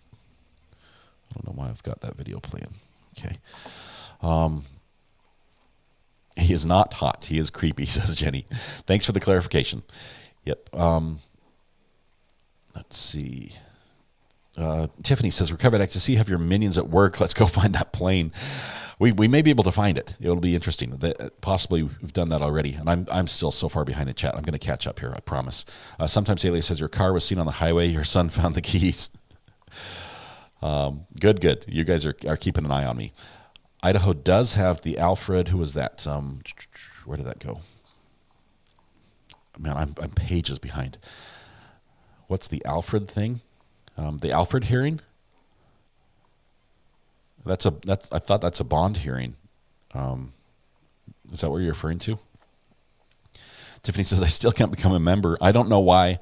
I don't know, Tiffany. You're probably on an iOS device, which makes it a little harder. Good morning, Kathy. You did sleep in a little bit, but you're welcome. You're here now. We're hunting down information on Brian Koberger right now. We're trying to find plane information. We believe he's either about to land or possibly did just land. Anyway, he's en route to Idaho, which means that hopefully today, maybe even before lunchtime, we'll get a probable cause affidavit. I don't think he had a girlfriend. That's one of his problems. If I were his attorney, says Matthew Harris, and Matthew Harris is an attorney, I would also pursue a speedy trial and wouldn't waive the right. I've actually had a felony dismissed for a client due to speedy trial violation. And they can't recharge that. They can't go again. It's dismissed with prejudice, right? Lehigh is in PA, so the flight took off from the right place, if that was the flight. I read somewhere there's a connection between him and one of the victims. Jenny, we don't know exactly what it is, but we think one of the girls was in some way connected to him. We just don't know how extensive that was. Lee here, what is this? Where is what's his name? The reporter who got Lori Daybell landing back. The reporter that's now a witness? Is that what you're talking about? Yeah, if you do too much investigative work, you end up being on the witness list. So I don't want that for any of you guys, but... Let's see. Crafty Cow says there's an expat from Aberdeen who is on trial very soon in Mississippi on a murder charge. His disabled wife. How can I find out if it's going to be live? Thanks. Crafty Cow, the state is important. So first of all, we haven't watched anything out of Mississippi lately. Like I haven't followed any case out of there. I know we haven't on the channel. But what I'd have to do first is go to Mississippi. There are a few websites that can do that from a media perspective. To say like media access courts Mississippi would be like a Google search for that. And you'd pull up some information generally on the state as far as whether they allow cameras. If it's a no camera type state where like New York, it's almost impossible to get a camera in a courtroom. Florida, it's almost a given. Yeah, so you get both sides. But the state's going to have some rules on that, and then the court itself, the judge, is going to be able to rule on that. Almost even in states that are open to cameras, the judge can usually close it if he feels that it's important. Like in Idaho, the judge, in order to seal the records, he has to say basically it has to be for one of a couple of reasons, and one of the reasons can be to preserve the jury pool. And I think that's the reason why they did the gag order that they have. But we still expect the cameras in the courtroom right now. Some pilots fly near the limits of the plane just because it's fun, while others fly at less than half that. So the times of flights are very crazy, right? And the altitude they're at makes a huge difference as well. And a little bit of a tailwind can save you half an hour, and it's crazy. Do you think he could be one of the people interrogated in the beginning, and maybe something didn't match, like his alibi, and the police then started to keep track of him? I don't know. They've said they didn't have anyone of interest at the time, and everyone had been ruled out. And they were still looking. So I don't think, if they did talk to him before, nothing rose to the level of further investigation, I think, at that point. Daniel Ford says, recovery addicts, Golden Mom, due to how the house was built, multiple editions, the acoustics don't allow for sound to travel upstairs and downstairs. Okay, so the layout of the home benefited the attacker, sound-wise. Is there a seat available up in the front? There is. Take your seat. Welcome. Running Gray Wolf. First time I've seen you in the chat. Welcome, by the way. If this is your first day, you might be a lurker and just be an old hand here. He's been laying on the floor facing a blank wall. I heard he's been sitting in the corner. We're talking about Brian, his behavior in court now, and I'm so far behind. I have to skip ahead. Where's my squirrel? I sent you the Up movie clips and the soundbite. Tag, you did. I don't think I can use Up movie clips, but we'll work on that. We'll get a squirrel action in chat. TW, good luck on your sheep's head game today. Win a lot of dimes. We'll see you tomorrow. Thanks for stopping in. Okay, let's see. Another Scott story. We did have one. Yep. The defense team is from Kootenai County. Did I pronounce that right the first time, Kootenai? Mississippi Raptors and Reptiles says it's probably already been said, but I was wondering how soon we might see him in the courtroom in front of a judge and on trial. The first thing we're going to see, I don't think their arraignments are live streamed. I have not been able to find Idaho live streamed arraignments, but that might be where he's actually, presented with those charges. And at that point, after that, there will be a record in the system there, and the probable cause affidavit should be released nearly immediately after. So hopefully today. Let's see who else here. I apologize if I'm skipping your question. Color Me Abstract says, hello, Addict family, and hello, Scott. His hand is definitely swollen. It does look, something looks fishy there. Arkansas, sorry, I'm so far behind on the chat. You might have to ask your question again. I promise there will not be any harsh words for spamming chat with your question. I mean, don't put it 100 times, but if you need to ask it again because I missed it, please do. Isn't it textbook to work up to 4 and not just kill 4 if he's a serial killer? It seems bizarre that your first foray into murder is 4. Usually you'd think that someone would start a little more cautiously, but Nina says falling in love with murderers. Yep, it happens. Will a plane crash into the dome? Oh, the CJ-1 has a range of about 1,300 miles, so at least one stopover for refueling. That's interesting. I doubt they've modified it for extra fuel. They typically don't do that because of the weight. Some of the military jets have additional fuel, like the F-15E, or is it F-16E, is modified with additional fuel tanks on the outside. See, I digress. Going back to medieval days, my genealogy, there was a king who had his wife put to death in your line. That's why you're not sitting on the throne right now. You would have been the king had that happened. No, that didn't make sense. Good morning. Did Dad know of his alleged crime when he flew out to Idaho? J-Kid, I don't think they did. I don't think the parents had any clue what was happening. This was, they seem completely caught off guard. They probably had a question. I mean, it's hard to not hear the news when you've got family over in one part of the country. You sort of pay attention to what's happening in the news. So the fact that there was a quadruple murder, 6 miles from your son's apartment, they probably were aware of that. And if they were aware, they may have been aware of the white Hyundai Elantra, but they're like, this isn't that's not our kid, not our Brian. He's not like that type thing. And so it probably was dismissed. Even if it did come up, it was probably, there was no, what I'm saying is that their first indication that he was a suspect might have been the flashbangs that went off during the search warrant. Assuming there were flashbangs. I mean, they broke down the doors and broke the windows. I'm assuming they went with the flashbangs as well. So I don't think the parents knew about it. MB says, Recovered Act, been doing some reading on BK, and many women are saying he's awkward and inappropriate at times. He gets angry when women dismiss him. There's a bar that made notes about him as a customer. Right, and the bar that the two of the victims were sort of at that last night has come out this morning basically saying, hey, the rumors they're talking about us, they're not true. He wasn't here type thing, and please stop calling. So they're tired of talking to people about it. There's a channel called Jonathan Lee Riches Investigates, and it looks like he's hanging out at the regional airport waiting for BK. Hey, that is interesting. I wonder if he's going to see something. We'll have to keep an eye on that. Is that that's on YouTube? Cough hiccup. That's my sort of guy. We might have to give him a follow. I hope the prosecution has a few HDMI cables on hand. Yes, so we had that in the last case, some trouble with HDMI cables. Okay, so I'm not sure if I just scrolled to the bottom really fast or not, but I somehow caught up in chat. So now if you have a question that I've missed, it's a good time to ask it. Just make sure you hit that @ symbol and type Recovery Addict afterwards, and we'll get your response, or at least point you in the right direction. We've got some smart people in chat. We have Matthew Harris Law, our resident attorney, in the house. And so he might be able to help us out with the legal question and clarification as well. Matthew, by the way, has his own channel on YouTube. He's an amazing lawyer. He's down in Texas. He's allegedly he's good looking. I'll just say allegedly. But he says, if I were an investigator, I would review BK's bank history for pet supply purchases. I'm curious whatever became of pets under his care. Did we know that he had pets?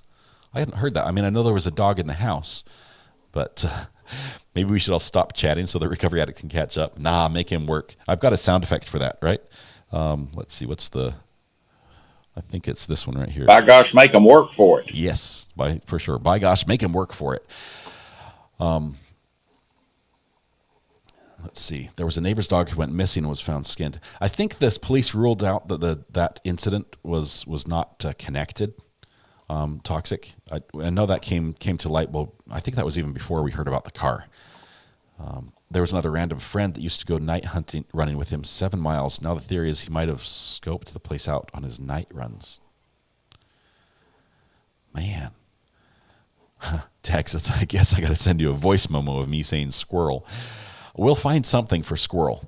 And for those of you that are new here, I get distracted really easily, a lot like a dog seeing a squirrel.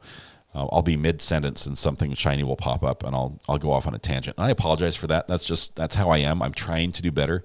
And Tag here thinks it's funny and wants a little command in chat to set up so that she can trigger a response to indicate anytime that happened. Because we do have a few commands in chat. If you do, I know this is going to get crazy, but if you do exclamation point commands, just one person does that in chat. It'll show a list of some of the commands you can type in chat. Some of them trigger sound effects and some of them trigger little text responses, which are fun, just a fun way to interact. Okay, let's see. There are way too many rumors going on about this guy. There are a ton of rumors, and there's some trolls out there that are just throwing anything they can on the internet to get attention. We're trying really hard to weed those out and not give them any playtime. Squirrels get me too, Pat. Pat says, we need sleuths at all Idaho airports to watch for us. I think commands with a plural tag. I think you need the S. Did I say command? Put the S on the end and that should work. Let's see. Catching up at high speed here. Cat Law, good to have you here. I believe another a legal mind right there in Cat Law. Appreciate you being here. Let's see. Okay, who volunteers to type commands? Bingo. You guys did it, and I apologize. We had some buffering issues yesterday, so I turned the delay back a little bit or up a little bit in chat. So we've got about a 10-second delay again between when I'm talking and when you hear it. But that right there, there's the list of the commands. You hit exclamation point on any one of those, and it should respond. But they can only be used once a minute or so. Okay, Coffee Cake, welcome. It says, hi, was Brian expected to go back to WSU for the spring semester? Well, he did just finish the first. Got a kid yelling outside my door. Hey, bud. I'm not sure what that is. He did just finish his first semester. So yes, I think he was going to go back. This was probably the Christmas break. Address subject matter jurisdiction. We are going to address subject matter jurisdiction. Idaho has subject matter jurisdiction over Brian if he is on that soil. The friend was one of your news channels being interviewed in front of a petrol station. I hope you can find it, says J.A. You might have to send me a link. I don't know. I don't know if I can find that one either. Josh says you should get the squirrel sample from the movie Up, DreamWorks movie. I'm hesitant to use anything from one of the big movie theaters because they guard with copyright claims everything that's everything that's even closely associated with their products. Catlaw, are you attorney? If so, welcome. Where are you licensed? Yes, I believe she is. Matthew, we have a couple attorneys in chat. Some of them fly under the radar, but I believe if she's not an attorney, she definitely works in the legal field, if I remember correctly. Yes, I do have a burner phone. If you just joined, we do have a burner phone for the channel, and I release it publicly. That's the number. And if you have a question, especially if you have a news tip, if you see something that's happening, if there's a feed somewhere of a police chase or somebody's got some breaking news on the case we're looking at, you can go ahead and text that number, and that will get right to me. We'll check that. And sometimes we even play voice messages and things like that that come across the burner phone. The burner phone has been very active this morning. Let's see. Appreciate the update, Weather Watch. I got your last comment. Thank you. I'll keep an eye on that. Let's see. That's the running partner friend. Corina, howdy. Good to see you. Little shout out to you. Little wave as well. Where does the list of commands appear? It appears in chat, or it should. So I can highlight it again on my screen, but there it is. It shows up like I typed it, because it's sort of automated, but it comes on my account.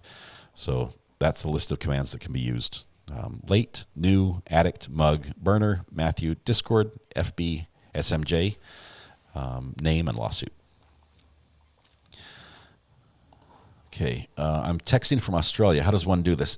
JA, if you're going to text and you're out of the country, I think someone's leaving my house. I think that the best thing for you to do is probably contact me via email. If you go through my account page, like if you go to the channel page, if you scroll down in the About section, there's a way to reach my email. I don't check it very often, but if you send me an email and then pop in chat, just say, hey, sent you an email type thing, I'll go out and check that. And that way it's free for you. I don't want you to have to pay to send me a text. For the record, I don't consent to that name. Okay, noted. Nancy says, sorry, when I asked a question if his dad flew to Washington, I meant to say Idaho. Oops, my mistake. No problem. He's right on the border. Moscow's on one side and Pullman's on the other, just a couple miles between them. Let's see. Eileen says he's still in PA in another jail site. They have 10 days to get him there. So you think they just moved him from one jail to another?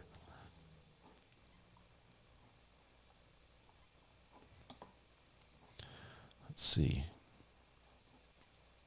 Maybe RA can declare us a press corp and get us press cards.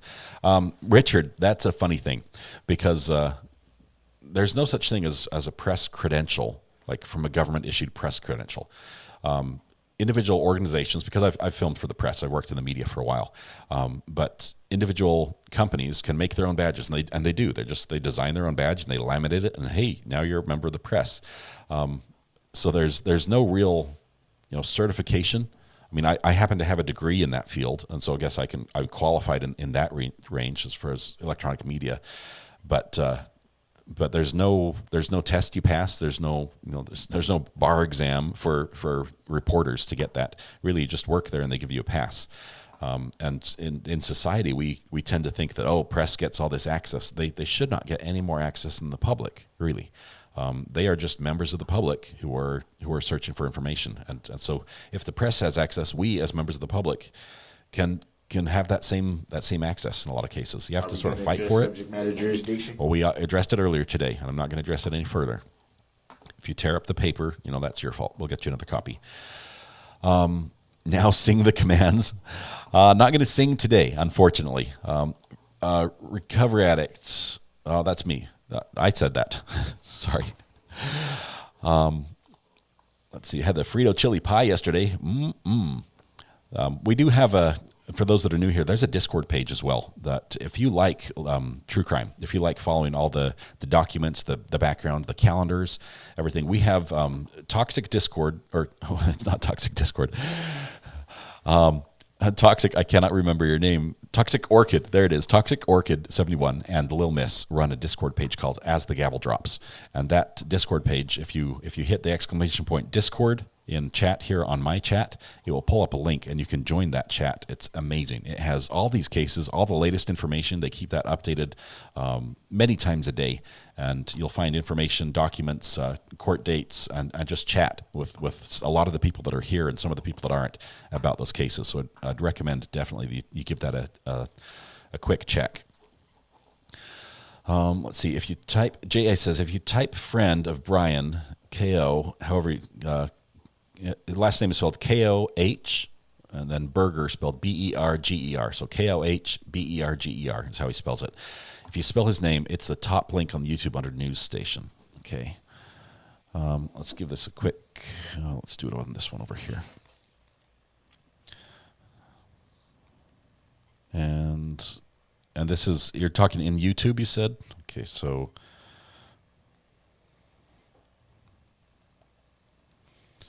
friend of, here, I'll let you see me type behind the scenes here. There we go. Friend of Brian. This is how I type with my thumbs. Brian Koberger. The one former friend of Brian Koberger in complete shock. I see that on News Nation. They've really there are a lot of these videos. Before I don't want to go play that without screening it first. I do see it's from News Nation. They tend to be pretty good with their sources, but they've dug all the way back to grade school. Like anyone who I rode the bus to him with him in second grade to my school, 5 miles down the road, whatever. They're digging up all those sources, and some of them I question just how well they remember the events that they're recounting. But I feel like we need a water command to remind me to drink water. I get so absorbed that I forget to drink my water. Izzy, I have forgotten to drink my water, and I've got my mug right here. If you see it here, it's a True Crime Addict mug. We need to fill that up, which means we get an ASMR moment, which we will do right now.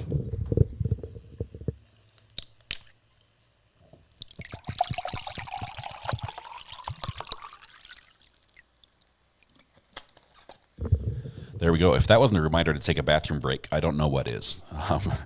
But yes, we will drink some water now.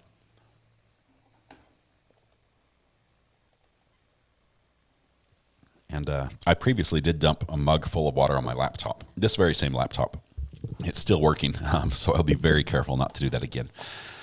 Let's see. KQD says, Recovery Addict, could you have your resident artist design a press card for you? You could laminate a bunch of them and you could buy them as merch. I would love to sell press cards for you. I think I could do that. I'll talk to Stephen Lee. I think Stephen was in the house earlier. I'm not sure if he's still here. Stephen's he's the one that gives us some great. Let me switch pictures here. I was going to show you something. He does some great artwork for the channel, including this one right here. He makes this one as well. He made this for us. There we go. So we use that as well. So thank you very much, Stephen. You're amazing. You've got some good skills. But maybe we'll put him to work to design a press card for us. Yeah, Pauline. Everyone's taking a bathroom break now. Sorry about that. Join our toxic Discord. I did say that. It was a little bit of a slip. It's not a toxic Discord. It's actually a much like this channel. You'll find there's some really friendly people and very informed people over there. Turn around so we can see the great disappearing mug. I think this mug does. I fixed my key, so the lighting's different, so it's not going to disappear today. Let's see. Yep, it's not disappearing. I made the key a little bit better. Katrina always comes in with Mind a Laptop. I will do that. Hi from Australia, Mumkey. Good to have you here. Is Nick A30 your son? He is not, but I might adopt him if he's a good guy. Tell me more about him. And welcome, by the way. We have a couple people from Australia already in the chat. Even one of our mods from down there, which is great. We like to have mods from all over the world. Roxanne says, Weatherwatch, I want to support this channel. I'd rather gift membership. This is my third day in a row. Disappointed. I don't know why it's not working, Roxanne. If Weatherwatch has gifted quite a few memberships, he might be able to help you out a little bit and tell you how that works. Let's see. Oops, I grabbed Everclear instead of water by mistake. Charlie, too soon. And that Everclear, the death by eye drops case we were looking at, it was supposed to start in 2 days. And that is another one by Judge Doro, the same judge who handled Darrell Brooks' trial. We heard that got delayed, and I don't know the date that's going to move forward. But it needs to happen soon because the judge is going to be running for the Supreme Court and winning, and we want this trial to be done before she has to leave the bench and take on other cases at the Supreme Court level. That's the color of the mug I have. Nice. It is a great mug. I like the blue one. I've got the blue, the pink, and the red. For the record, I don't consent to that name. Noted. But until you change your name officially with the court, we're going to call you that. An Alfred plea is pleading no contest, but it's assumed the person is guilty. Okay, for some reason I was thinking, what's the one that Courtney just had? The OnlyFans hearing. It was a bond hearing. There's another one for bond hearings I was mixing that up with. The giant rat that makes all the rules says, wow, just made it to Discord. So much info. You are right. They do such a good job here. We're going to get those press cards. I think that KQD, that is a great idea. We're going to get you guys press cards. Even if I think I could do it free and just have you print them out and laminate them. The dates in the case file, I'll go check that out. Toxic on the eye drops murder. There was a big document drop in Discord yesterday, so Little Miss. Little Miss, you do a great job over there. Thank you so much for keeping us up to date. Let's see. They probably had all eyes on the highway pulling over all white Elantras. Jenny, yes. So check this out. So let's jog back just a little bit. Actually, we want to go forward to the dash cam. A little further. Yeah, he's talking yada yada. Okay, here we go. So here he is. He's driving along. He's passing. Okay, we're gonna play at real speed. He's passing the guy. He's passing Brian. I don't consent to that, man. He's passing Brian, and this is when he's like, Elantra. He's looked in the car. He's pulled up alongside him, and he's like, all right. And now he's looking for a reason to stop him, and he stops him for following too closely. And man, if here in North Carolina, you could fit and probably would see like 7 cars between him and that semi. They would fit. There's probably only space for 4, but you'd fit 7 cars in there in North Carolina. That's just how people drive. But he lights him up already right here for following too closely to that semi. So I think he did pull him over because he was in a white Elantra, for sure. But yeah, that's fun. So, and then we see right here. I showed you before. There's a little mark. I'm not sure if you can see it very well here, but right where he puts his hand on the car, right here. He puts it on there, and it's right next to another mark that's already there. So that's the other mark was already there next from the first police officer that stopped him. Hey, let's see who this truck is. It looks like Atcor, Building Better Together. It's nice of them to get some ad time. Like watching all the ads that appear in police video. Okay, so let's see. Death by eye drops. Jenny, yes and no. It's I believe it was Visine in a drink, so it was ingested, and Visine is deadly. Will it be televised? The Visine, the death by eye drops case will be. That court, Judge Doro's court, is televised by default. It's actually the court itself has a web page where they put out a live stream. It's a lot like we saw early in the Darrell Brooks case, where you had sort of like a Zoom feed, side by side view. So if no other news stations go in there and offer cameras or put up cameras, that's how we'll see it. But it should be for sure. Mumkey says, Nick30 is a great YouTuber, and you two look a lot alike with similar mannerisms. Awesome. If I've got a doppelganger, at least he's a good guy. So that's awesome. We'll have to take a look out for him. Thanks for that. Let's see. Nina says, I'm in NC. I am as well, Nina. I'm in eastern North Carolina, not far from where Mr. Beast is located. It's fun to be in this part of the country, and the weather's fantastic most of the time. Maybe Steven could design a mouse pad. On a globe, I'm using Steven's design, that design I showed you, for a mouse pad that should arrive today or tomorrow. And if it's good quality, I'll go ahead and share the link with you if you like it. But we'll do that, because I need a mouse pad for this. It's so noisy and it bugs me. I know you guys hear it as well, but I'm gonna get that quiet. Okay, let's see, what questions do we have? Is anyone here in South Carolina? The Weather Watch is something happening in South Carolina. I know that's the tail end, the north end of the storms that you're watching today. Hopefully they stay out of North Carolina. But let's see, Allie B says, couldn't he just pull him over because they're looking for a white Elantra? No, they can't. They have to have a reason to stop him. I mean, they can find a reason. Like if an officer wants to pull you over on the road, trust me, he's going to have a reason to stop you. And it might sound like a BS reason. I want to play my little BS sound clip. You especially want to go to court if it's bullshit charges, because you get them thrown out. Yeah, that's from Knoxville. But they would find a reason to stop him. They might say something like, "Oh, we couldn't see a rearview mirror, of course you can see a rearview mirror, but the officer can say he didn't see it, or improper lane position," and it's very hard to fight that sort of allegation unless it's caught on camera. So the officer can say, "Hey, I thought this was what happened, which gives me probable cause. Now that I pulled you over, now I have some suspicion on some other things," and it can sort of develop. So they could pull over any car they wanted, as long as they had that, that safety net they could fall back to, saying, "This is why I pulled you over." He did not pull over far enough, which is probably why the officer went to the passenger side. Yes, Janet, for officer safety, it's extremely dangerous, especially alongside a freeway like that for a police officer. We hear news stories every single year of officers getting hit and killed or injured at traffic stops like that, where the car, they're out of the corner of their eye, they want to see what's happening, and they look to the right, and the car sort of veers to the right as well, even though they think they're driving straight, and it's a bad deal. So it is safer for him to go around the passenger side, but he should have pulled further over to the right. When did they issue the bolo for the Elantra? Before or after December 13th? I don't remember the date on that one. We'll have to have somebody dig that up. Okay, Weather Watch says several active tornado warnings right now in Lexington, Columbia, St. Matthews areas in South Carolina. Okay, so please, if you're there, what do they say?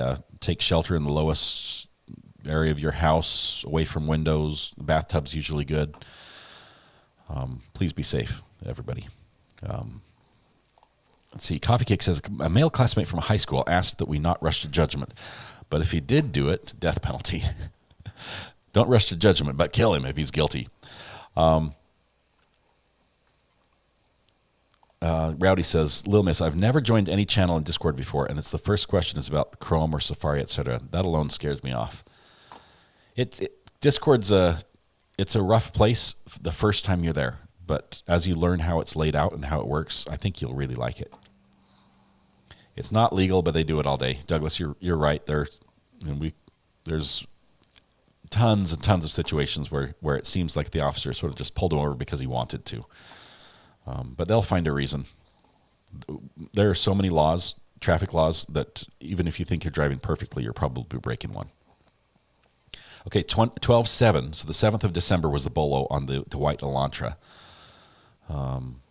And it was a couple of weeks. I know we had the Oregon Elantra that showed up wrecked on the side of the road without plates. That gave us some false hope. But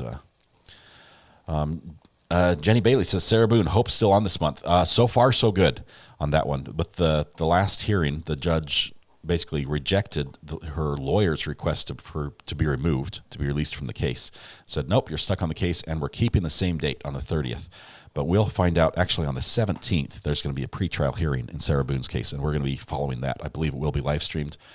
We're just waiting for confirmation. How long will it be before the trial? In this case, we don't know. We don't know if he's going to waive his right to a speedy trial, which if he does, it could be years. And things like if there's a competency type evaluation, those can take a long time to get done. If there's expert witnesses that have to do analysis, those can take a long time to do their analysis. I'm not pinning comments. I'm sorry about that. I will fix that right here. There we go. Thank you, Rowdy, for letting me know on that one. I often drive with my knees, but I don't think the police know. Well, they do now, MB. We're going to tell them. We're just going to rat you out. Dash cams are putting an end to them lying, and they hate it. Yeah, a dash cam, if an officer lies on dash cam, he can be in big trouble. Let's see. Are you near Banner Elk? Carl, if you're asking me, I don't know where Banner Elk is. So if I am, I'm not aware of it. I'm more on the eastern side. I'm about an hour away from the coast. We're seeing your backside. I'll switch that around. Sorry about that. There we go. Okay.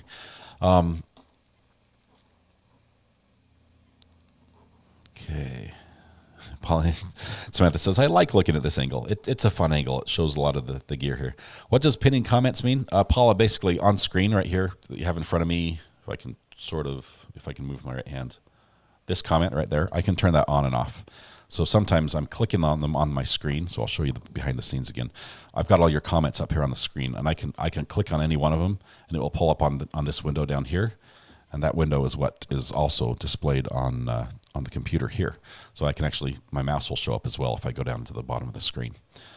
But that's what it means. And sometimes I'll turn it off so that you can get a clearer picture of what we're talking about. I mean, if I've got a picture of something coming up we're talking about, say, for instance, if I wanted to show you his hands here, I wouldn't want this, the text like this.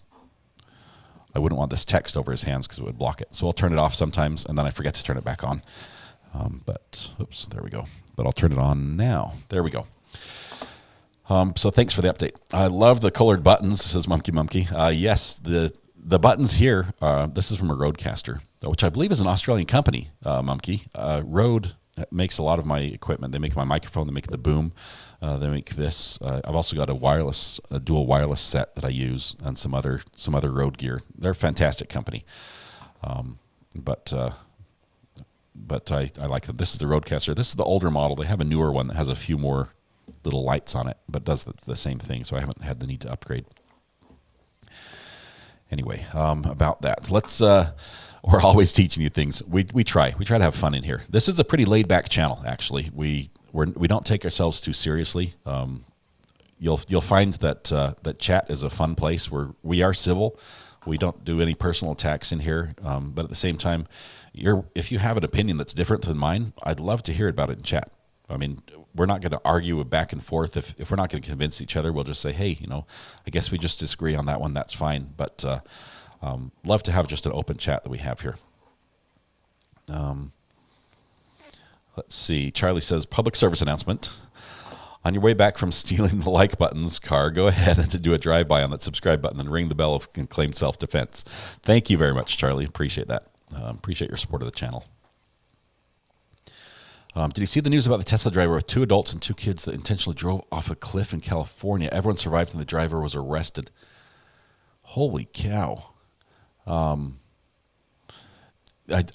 imagine that the fact that it was a Tesla was just, I'm guessing it wasn't the car that the autopiloted off the cliff.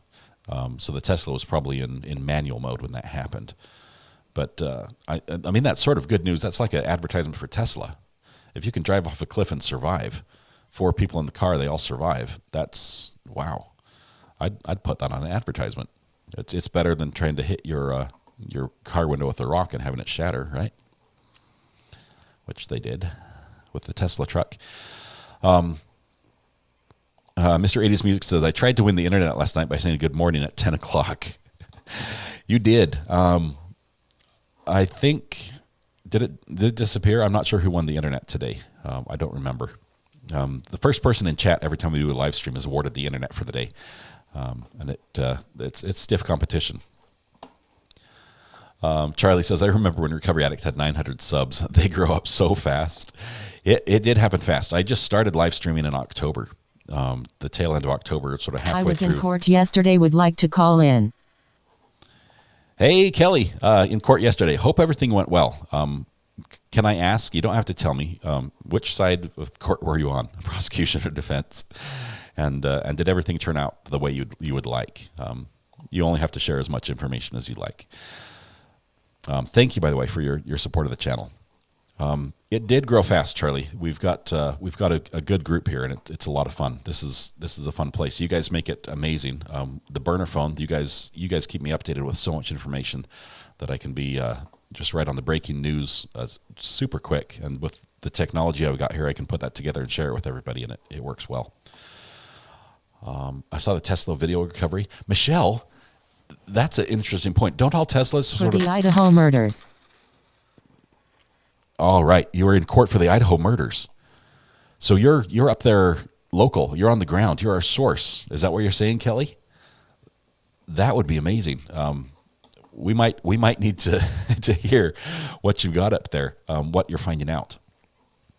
I think for the most part, the information we're getting out of Idaho is pretty good, updated on the internet, so anyone has access to it. 5.00.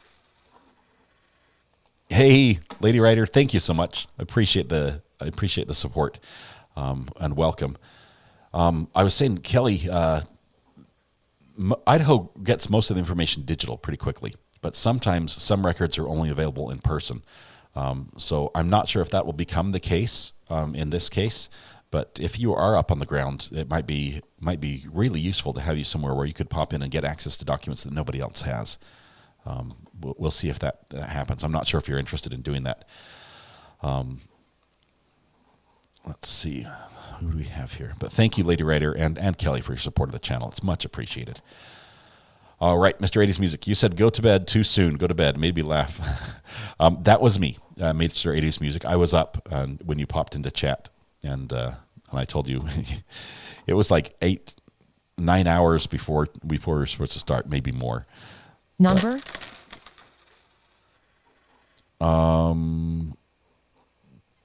Kelly, my burner phone is probably the best way to get a hold of me. This right here on the screen, the 801-513-1160. If you've got some information, if you can text me first, we'll probably talk about it first for a little bit, and maybe talk tomorrow or something if that works for you. Don't pay, don't pay to make Kelly talk to you. Let her call you. Definitely, we'll contact probably off the channel first and just discuss things a little bit.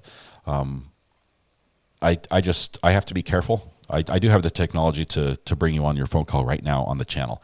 And we've done that in the past, but I have to be very careful because in a moment somebody could say something faster than I can hit the mute button and my channel could disappear.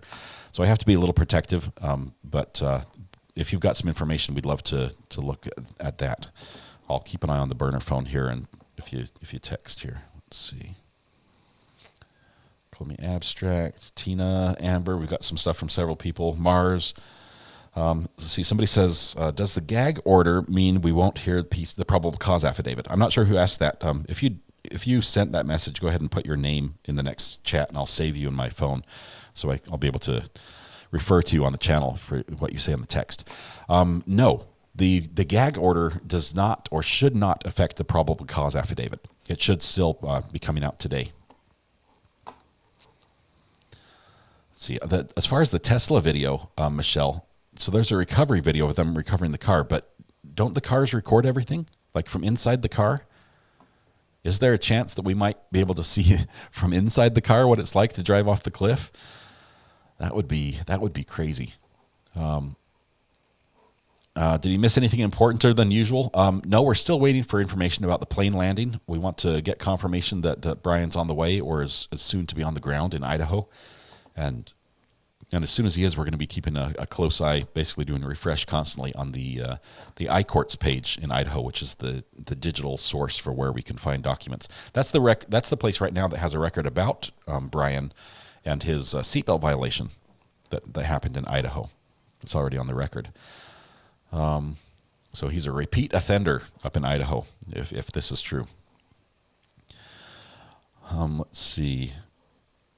Weather Watch accidentally blocked you. Somebody got blocked on accident. I can unblock. Who was it? That was it Charlie? Let me see if somebody needs to be unblocked. I should be able to find them here.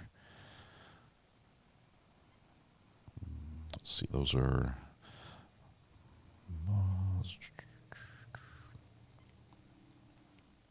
I'm not seeing Weather Watch on the list yet, but it might have just been an individual block, not a site block. Or I'm not seeing Charlie. All right, where are we at? So what did I miss? We depending on if you missed, we did a slow motion recap of the traffic stop. We've got the slow-mo dial working today, and we downloaded the traffic stop and went through and watched that because that was pretty interesting. First of all, I think it was a BS stop. He just wanted to stop him. Although, if we go back, we'll watch this here in just a minute. Let's watch the actual traffic. So here's what I want you to do. Take a look at the semi as we back up to the very beginning right here. We're going to take a look at the semi, and we're going to play it in real speed. And I want you to find a spot on the road that the shadow passes and sort of do your counting to see if it's a safe following distance. Ready? So here we're rolling along here. So I think right now it's probably about 2 seconds, maybe a little under. He does seem to be speeding up, or the officer might be slowing down. It's hard to tell. He's sort of falling in behind the car. But Danielle says, it doesn't appear he's on the plane. Court TV reported that he just recently was transferred to PA State Police from Monroe County. Okay, so we'll leave that here as he gets pulled over and gets a little talking to. But that's all that happened there. Okay, the Tesla accident was intentional. Yeah, so there'll be charges there. let's see. Not personally, just personally, not from your channel. Okay. I don't know how to fix that on the personal side. I can fix the channel side. Whether watch. If you use the @ sign and the recovery addict, it will light up in orange and you'll see it. No need to pay. That's 100% correct. Nobody needs to pay anything. You'll always be able to reach me. I try to read all the comments, but if you flag my name in the question, it makes it easier for me to find it, especially when chat gets busy. Huge welcome to everyone who's new. It's a great place to be. Yes, Izzy, thank you so much. Thanks for being a member supporter of the channel. Thanks to all the mods as well who work overtime here, making everything happen. In the U.S., can you overtake from right? You're not supposed to. Passing on the right generally is illegal. But in some states, it's also illegal to be in the left-hand lane unless you're passing. So it just depends. I'm not sure in Indiana which is the case. We really don't know. We don't know. I doubt that Brian in that video was actually accelerating to get in front of the police car, try to go around the semi or anything. I think it was more the officer pulled up alongside him, was looking into the car, decided he wanted to take a look, and then slowed down to find a reason to pull him over. Traffic stop was BS. That's why there's no ticket, says VM Morris. Did you catch the officer leave his thumbprint on the rear? I did. And if you look closely as he's walking up to the car, the previous officer, the sheriff's deputy, also left his thumbprint on the car. And you can see that next to it as well. Danielle, we don't know the name of the plane. We anticipate it will be a U.S. Marshals. Subject matter jurisdiction? Not anymore. We've addressed it this morning, and I've done a written order, and that's all I'm going to do. The name of the plane is probably not going to be known. So we're looking for a plane that basically is unmarked as far as the flight radar information goes. So we've got some suspicions on a couple planes, but we've also got word that he might still be in the ground, just transferred between another facility, getting ready to be transferred. It makes sense they'd send him somewhere where they can. For the record, I don't consent to that name. It makes sense they'd send him somewhere where they can sort of play the shell game a little bit better than actually just leaving from the jail. So we'll probably see them. It's a lot like the. Let's see, what movie is it where they have the 3 armored trucks?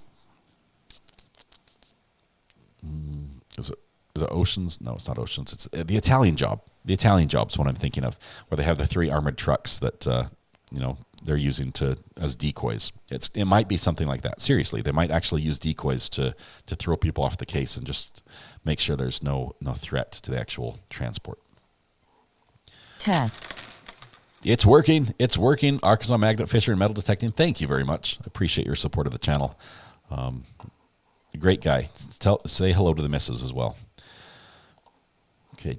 And by the way, I've told you before, we might need you to go up to Idaho and do some magnet fishing, because I'd venture a guess that the murder weapon that they're looking for might be underwater, and you have the right skills to find it. Let's see, the plane could be the president's. It could be. I doubt they'll fly him on Air Force One. He's going to be on a U.S. Marshals plane. Let's see. Did you see the big scratch on BK's right arm during the stop? Cat Law, let me jump to that point really quickly. Let's back up here really fast. Everyone's reversing on the freeway like a pro. Doing a good job of it. Nice, nice, nice. Get back to the body cam one. Let's back up to the car. And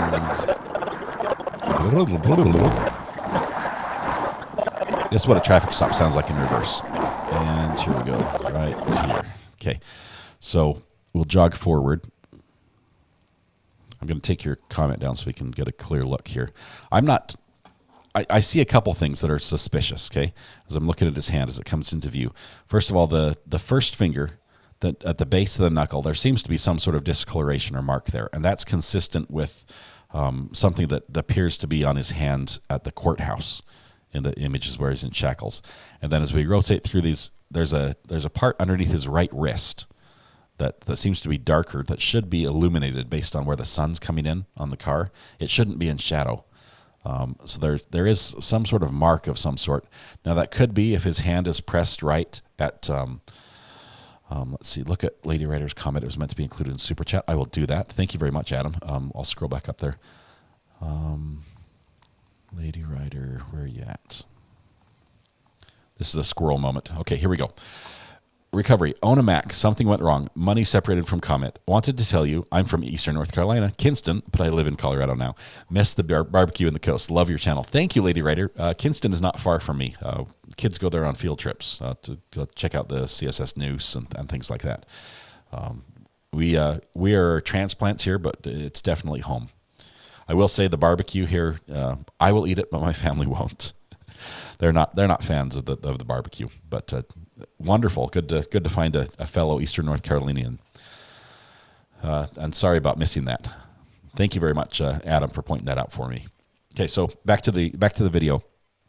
It's possible that his hand, if it's pressed up against his leg, right, and maybe I might need to go full screen for this, but if he's pressed up against his leg, right, he could sort of like be pushing it in such a way that it creates a shadow, like the skin on his wrist is pushed over like that. It doesn't seem to be the case, but I don't see why else there would be that dark mark on his wrist like that. And that's all we get because the officer just crouched down for the rest of the video. And the last thing we see is his eyes. But that's all we get right there. Yeah, so there does appear to be something, or just area of interest at least. I'd say that. Okay, in my state you have to. In my state, says Nancy. In my state you have to drive in the right lane unless you're going to pass, and then you have to get back in the right lane. But nobody does. Yeah, I think that's the law usually. I don't see that one enforced in North Carolina. I think it's also the law here. Okay. It's too unclear to tell, says Allie. Either way, doesn't look like a scar or a scratch. Looks like a hand, bone, or muscle structure shadow. Could be, definitely. We could all be seeing something we want to have be there that isn't. Definitely the case. Don't forget this video is from 32 days after the attack. Right, it was a month. A month had gone by, so there would be a lot of time to heal if it was a scratch or a cut. The wound on his right hand would be a faint pink scar, if visible at all. The forearm wound also seems too fresh. Let's see. I'd rather be day work, and it says, is it a tattoo? It's a weird shape for a tattoo, like a long, narrow tattoo on the wrist. I think it's arm hair. Could be. It is a very dirty car, which is why we can see the officer's thumbprint from the previous traffic stop as well. There isn't any point in changing registration. Let me go back on this one on the registration. Let's zip ahead just a little bit. Actually, let's go back. Do you guys know your license plates well enough to tell me what this is? I can't quite tell. Is that a Washington plate? It's right on the bottom here. I'll move the message here. So Ken, I'm going to make this full screen on my screen just so I can see it a little bit bigger. It looks like it ends in Washington. Charlie Foxtrot Bravo 8708 is what I'm seeing. It does not look like a Pennsylvania plate. So we might have some bad information on that as far as whether or not it was changed before he left. It is an odd spot to have cut himself with a knife. What does Cessna 525 citation mean regarding the plane, Danielle? That Cessna would be the make of the plane, like Ford would be the make of car, and a 525 citation would be more of the model. 525 would probably have something to do with either the engine or the model of the car, and citations the overall style. Like a Cadillac has a Escalade, so a citation would be like an Escalade to Cadillac. Does that make sense? And it's a good comparison because this is like the upper line of a Cessna planes. A lot of their planes are much smaller, sort of personal planes. We'll probably be flying into Pullman, Washington, or possibly Spokane, a little over an hour from Moscow. Sleuths looking to the right flight plans there. Greg, we've got some people digging right now, and we'll keep an eye on the burner phone to see if they find something. I am getting, let's see, I just got one right here. It says, hello, it's Kelly. Let me read it first and see if it's something you wanted to share. Okay.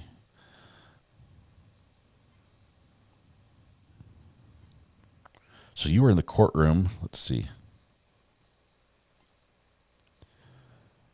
Okay, Kelly, this is that you've got some courtroom experience with BK. Let me get this set up. I'm going to try to make this happen here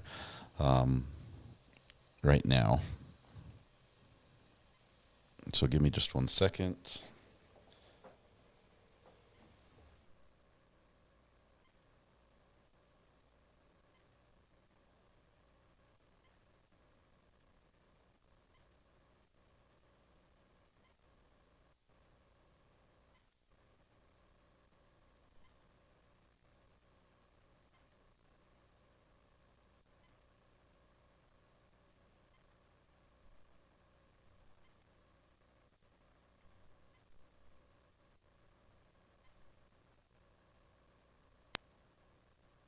Please leave your message for. All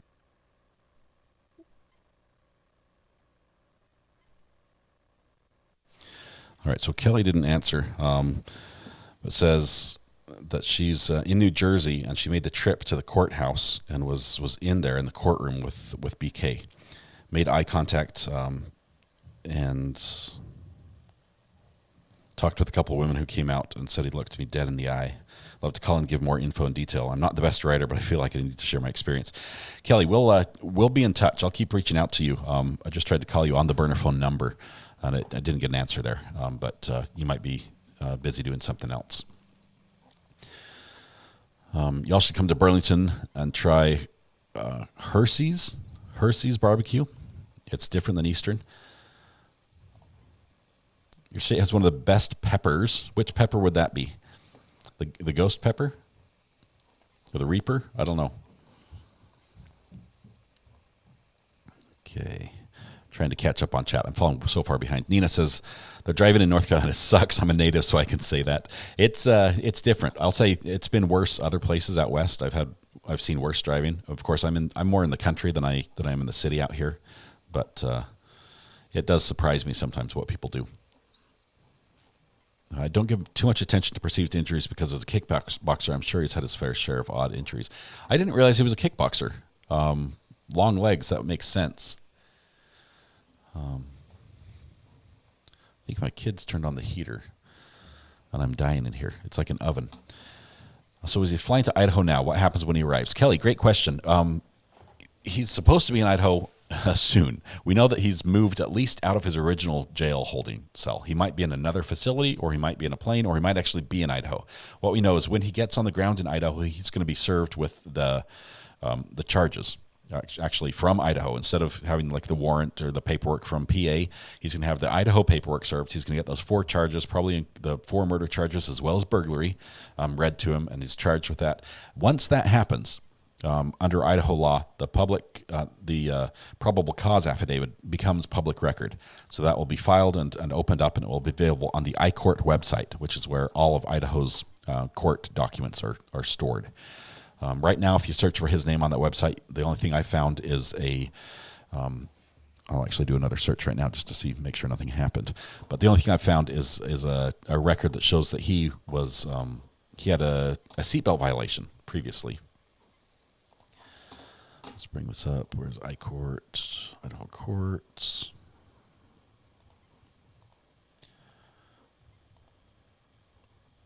Of course, I dropped it off. Oh, there it is. Smart search. Brian Koberger. Do a quick search. And we just have the one. We have the infraction in Lata County, which is the right county for Moscow. And this one is for a vehicle safety restraint failed to use. So he basically wasn't wearing a seatbelt. And then possibly there was a failure to appear in that. But the case is closed. Whatever happened, it's done that way. So no big deal, no harm, no foul, I guess. It's a very minor thing. Unless, of course, you get in a wreck without your seatbelt on, and then it gets bad. I see them all day. It's a Washington plate for sure. Okay, Douglas, that's good to know. It means that he didn't change them before he left the state, at least. He might have changed them when he got to PA, and that would make more sense. There's a video of him being brought into court, and there's nothing there. Ken, that video from him, there's some pretty good pictures as well. But there's a little something on his knuckle, on his right hand, the first knuckle next to his thumb. I'm not sure if that's something or not, because that was an area that also had some discoloration in the traffic video. A Washington plate in PA would stick out like crazy. He's got hairy arms. I think it's hair on his arm. It's possible there. Abby's giving out hugs. Has to go take a nap. See you, Abby. Thanks for being here all the way from the UK. Appreciate you. You're a fantastic mod. Would not be the same here without you. Kikiti says, I heard some speculation that the car they confiscated was not an Elantra.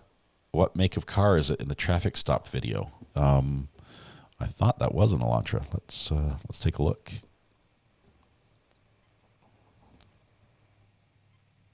It's right there on the left. Make it full screen. That's an Elantra. Looks like an Elantra. It's Hyundai Elantra. So I believe that's what it is. Coffee Cake says, when did he change plates? They said 5 days after the killings. Who would do that? It sounds like he planned on living in Washington. Do you think he'd want to leave? I don't know, because the video we have of Indiana with him in a white car, unless it's a different white car, it clearly has Washington plates on it. Okay. I have a tattoo, same spot, same mark, says Wendy. Okay, so it could be a tattoo. Karen, will BK have a different defender since a different state? Yes. Karen, great question. The defender he had in Pennsylvania only handled him during that arrest. He lawyered up initially after he was first taken into custody after, they kicked down both of his doors and broke all the windows in his parents' house. They took him into custody, and for the first 5 to 15 minutes, he agreed to talk to the police. But once they started asking questions about the Idaho murders, he lawyered up. And that lawyer was a public defender because he didn't qualify. He wasn't able to afford, and his parents weren't able to afford a private defender, private attorney. And so that lawyer has been a representative and making some comments, just a few comments, saying basically he's looking forward to being exonerated, that he's going to waive his right for extradition, and things like that. But now he's done with that defender. He's going to be in a different state. He probably won't have any more contact with that defender, and he's going to be appointed at least 2 attorneys here in Idaho, because a capital case is even a public defender, you get 2 attorneys. So great question. They photographed his whole body after arrest. They definitely did. Any distinguishing marks, they're going to be photographed. They may not share those. Basically, they'll share the mug shot, but they won't share him, stripped down with photos. I think the police and investigators did very well in the glare of social media. They know they have to do everything just right. Kelly, this is a good point. They took a lot of heat. Anytime there's a murder and they don't have someone arrested, we want them to do their job better, right? We're like, hey, why haven't you caught the guy yet? Okay, and it's frustrating, and the families are upset, and it's difficult. But they did work very well within the parameters they were working with. At the same time, as they were not giving us any information, they needed the public. They needed the input from the public. They needed all the videos. They needed all the sleuths to pour through things and give tips. They needed all those tips to help them build their case. So as much as they didn't give us information, they also needed us. And they apparently they still do, because they're asking for more tips to be brought in. Okay, sneaks back in chat while no one is looking. I see you there, Michelle. Welcome back. Why would police put a thumbprint on a car? Petra, there's a couple reasons. Basically, if the car flees, that's something they could use as evidence to say that was the car that was pulled over. If something goes bad that affects the police officer, if he's attacked and or something, that would basically put physical evidence on the car in the form of a fingerprint that would link the two together. So there's things like that. What's with the burglary charge? Nana Geek says, not sure exactly. It may have been that he broke in previously with the intent to commit this crime, and it would be an aggravating factor for sentencing. I'm guessing that's probably the case. I think the scar is an alien possession mark. It might be. He could have been abducted. Courtney says, hey, everyone, I'm going to rewatch most of this, but I'm finally back from shopping. Prayers for us parents who have kids with birthdays right after Christmas. I might be in that same boat. Let's Burglary charge is an aggravating factor to apply death penalty charges. VA, I think you're right, but although I think the fact that he committed 2 murders, 2 or more murders, also makes that an option. Even if it wasn't burglary, I think the 2 of them together make that possible. I do not think he'll make a mockery of the courtroom. I think he understands it too well to do that. I think he, if anything, he might try to represent himself if his attorneys don't do it the way he wants, because he does come across as being someone who thinks they're very smart. Okay. U.S. Marshals never tell when they move an inmate to anyone. This is correct. They fly under the radar. Their information on their planes is not shared. The plane icon may appear on the map, but you wouldn't be able to see the registration, the tail numbers, or source and destination. None of that information. Karen says, Recover Addict, thanks for the great explanation. Really enjoy your channel. Karen, thank you for being here. I appreciate the questions. If there's anything else, please let me know. We'd be happy to help. If I can't, there's some great people in chat that can. Lindsay says, feel like when they located him, the DNA from the victims wouldn't be under his nails anymore. Right, it wouldn't be under his nails, but it might be under the victim's nails, because we know at least 2 of them had some defensive wounds, meaning they were fighting back. And there's a chance that they might have DNA evidence under their nails, and that would probably be where it would be located, which would be pretty compelling evidence, if that's the case. I have great respect for the Moscow PD, but the prosecutor was condescending when talking to and about the press or true crime community. Was he the one that looks like Santa Claus? Is it DA Santa Claus? In overalls or whatever. Kelly has admitted to being an addict. Please welcome to the group. Kelly, thanks for becoming a subscriber. I appreciate that. Hope you find some good stuff here and return often. Are we going to reach halfway to 1K here today? Holy cow. There's a crowd in chat right now. The charge is an aggravating factor. Okay, I'm just catching up to chat. I apologize for being a little bit behind here. Yes, the Santa Claus DA. Svetla? I don't know how to say that name. I might need a pronunciation guide, but thank you for subscribing, and welcome to the channel. He's actually been charged with murder. Has he actually been charged with murder yet, or just burglary so he can be held? If he wants a speedy trial, then the clock is counting down just for the burglary charge, in my opinion. Ed, they charged him with 1 murder, I believe, in PA, or that was the arrest affidavit that said he was being charged with murder. So I don't think they have a clock issue at all there. He's waived his right to extradition. That process is going to take as long as it takes, and it's fine. It will happen within the 10 days. That's not he's not burning the clock right now, and they will charge him as soon as he's wheels down in Idaho. He'll be facing a judge pretty quick. Kelly says she's ready to call in. Let me thank you for alerting me, Kelly. If I can call you, that might work a little bit better. Give me just 1 second here.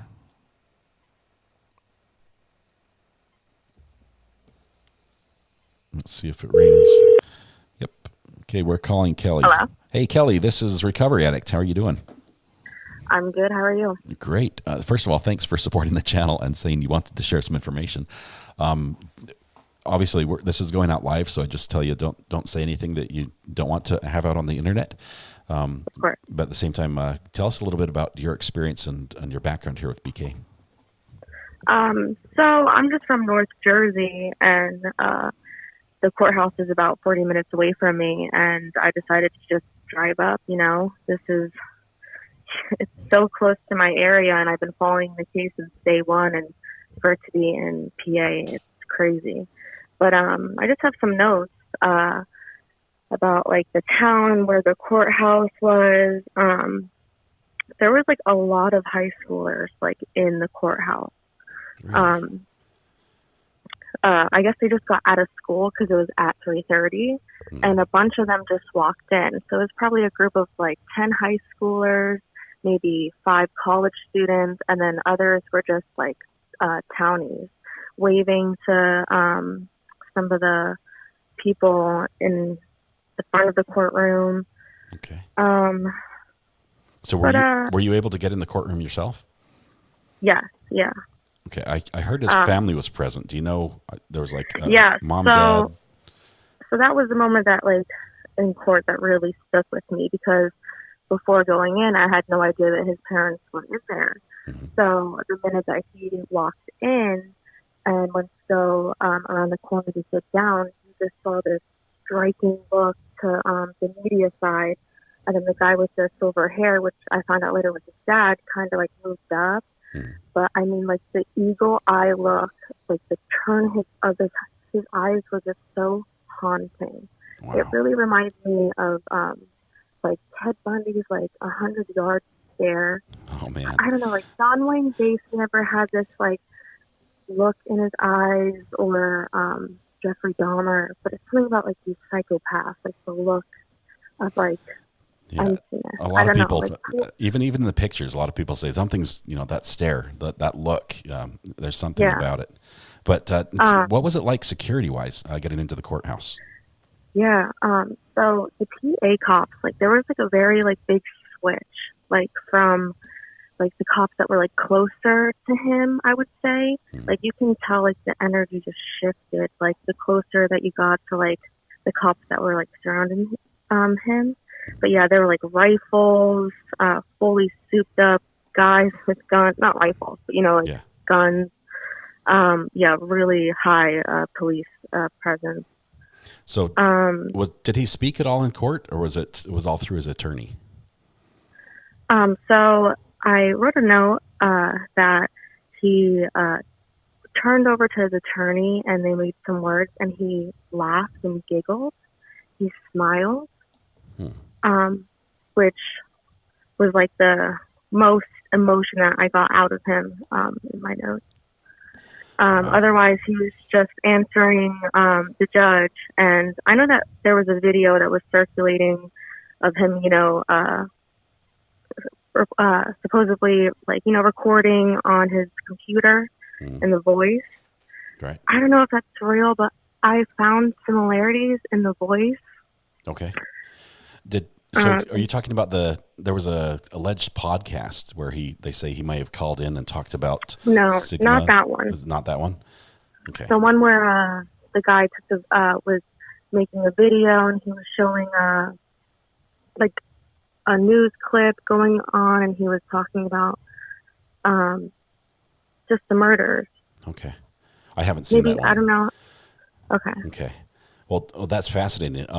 So family, did you see them as they left? I heard that the mom was a little emotional in court, that he looked back and glanced at them. Yeah, I was just so struck by that jarring look to who I didn't know at the time was his father, that I missed the sheriff coming over and giving her a tissue. I missed all of that. Okay.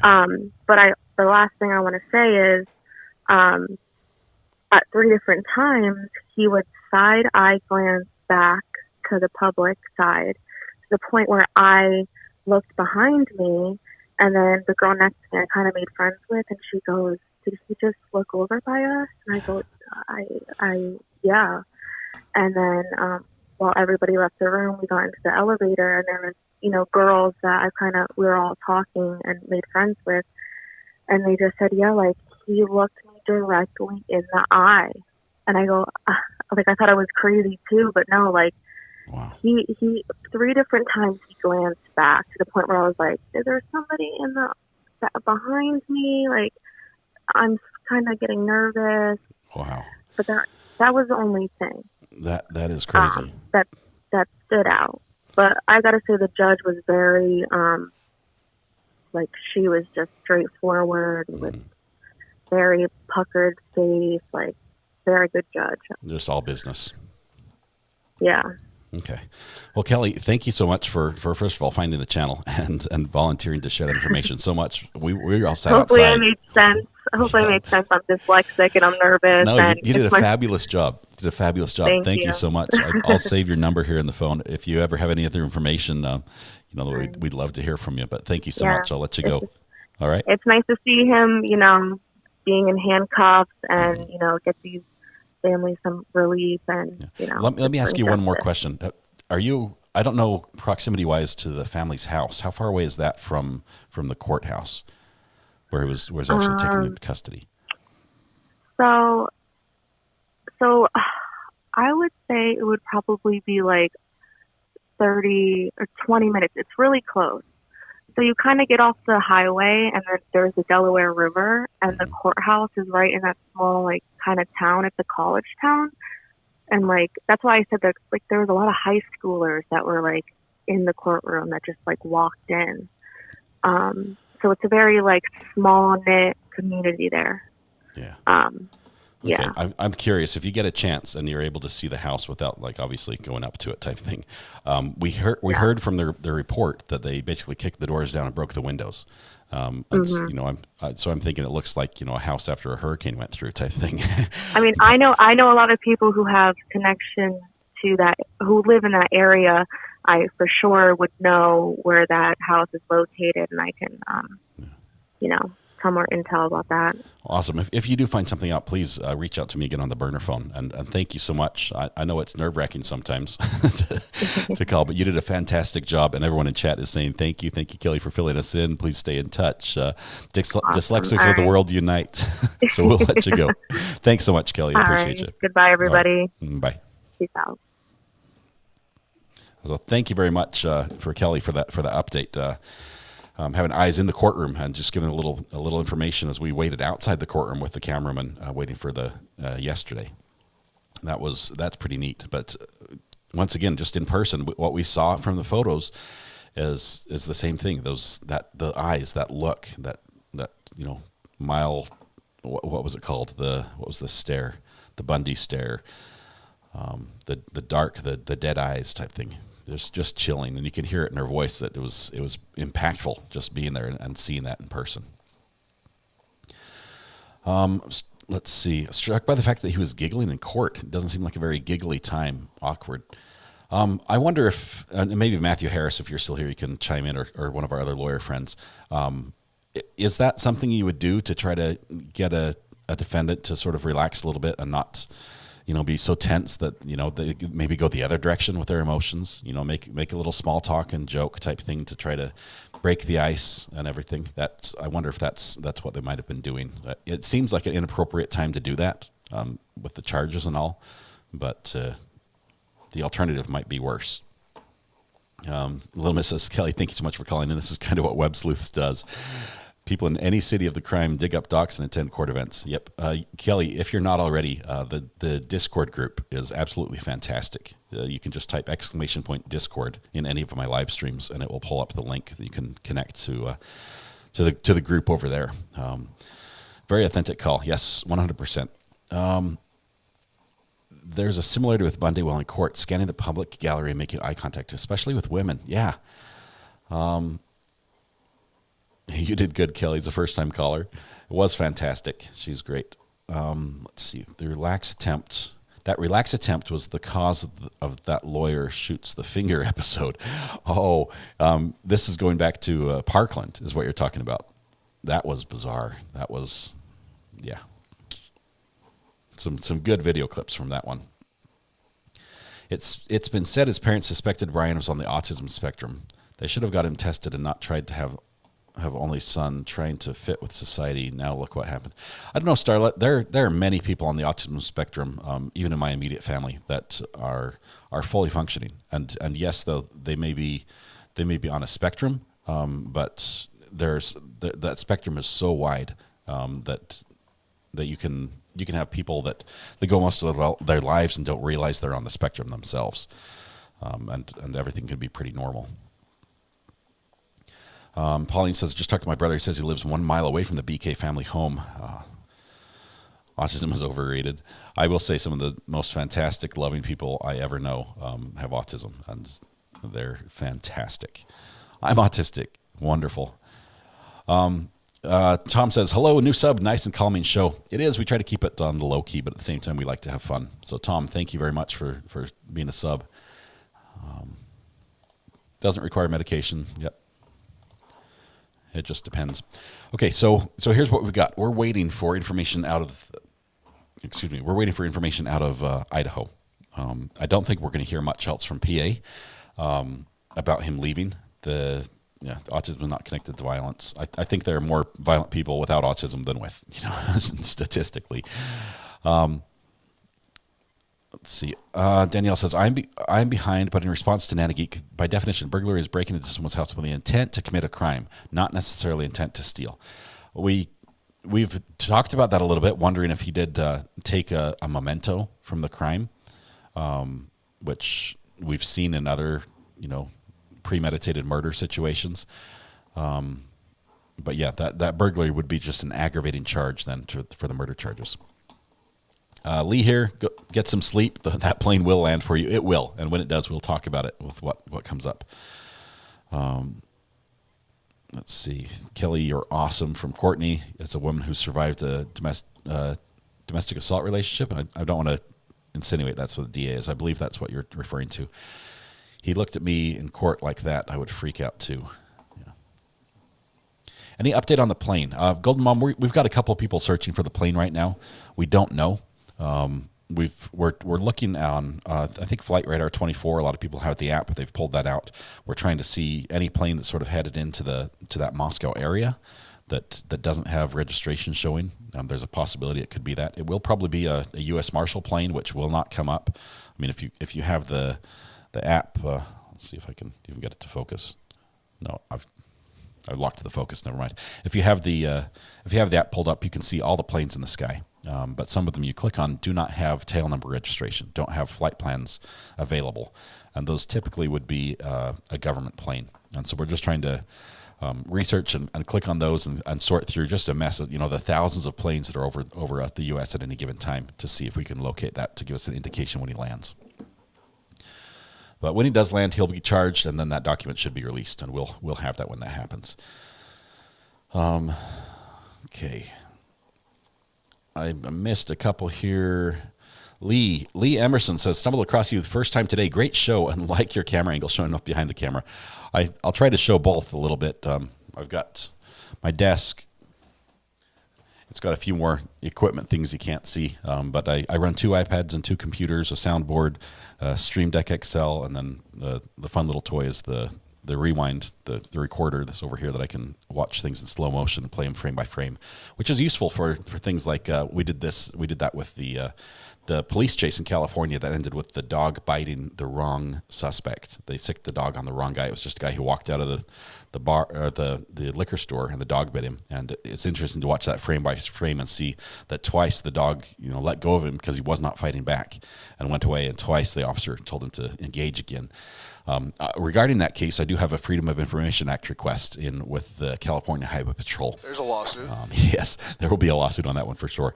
And we're waiting for some more information. I've requested a lot of information. I've talked to my FOIA agent down there.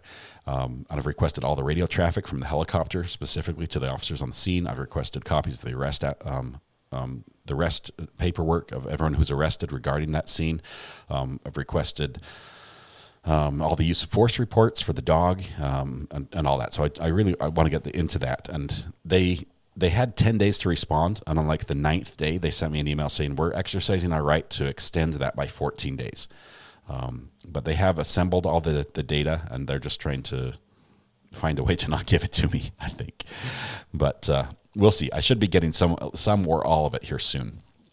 Also, we have a FOIA request in for Sarah Boone in that case with down out of Florida. So we're hoping to get some more documents that I have not seen anyone else have yet. We know they exist, or we believe they exist, and I've filed the request with the appropriate custodian of those documents. But Florida's a little bit slower on the paperwork side, getting that information out. But when we do get that, which I believe we will, we'll be sharing it here on the channel. So if you want that, give us a follow. Sarah Boone is coming up the end of the month as well. So thank you, by the way, for finding us, Les. Good to have you here. Brian doesn't appear to be connected to reality at all. He seems to be a little different, but at the same time, he's functioning. He could function on his own. He's smart enough that he's graduated. He's getting his doctorate. He's educated. Let's see.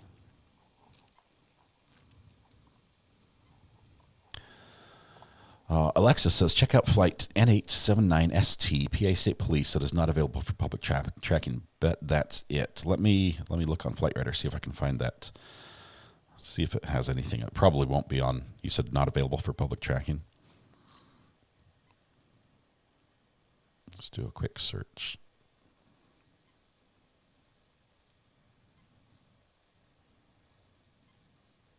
Okay, so this is just registered. It shows private owner on mine, which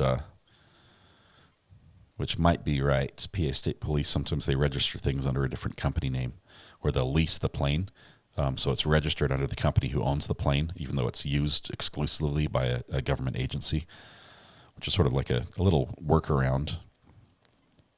Let's see, it doesn't even tell me the model. Oh, wait, here it is. It's a Pilatus PC-12 NG is the aircraft. I'm not familiar with that model, but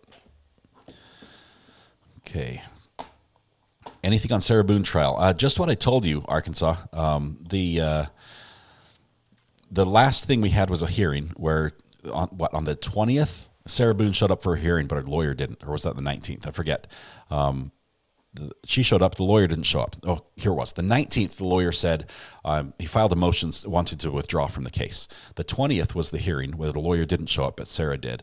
There may have been a hearing on the 22nd from the paperwork. I can't tell if there was, but the judge scheduled another hearing, which the lawyer did show up to, and we believe that Sarah did as well. In that hearing, they were ordered to, the lawyer was ordered to meet with Sarah Boone by the 17th of January, which is the next hearing date. That's the pretrial date.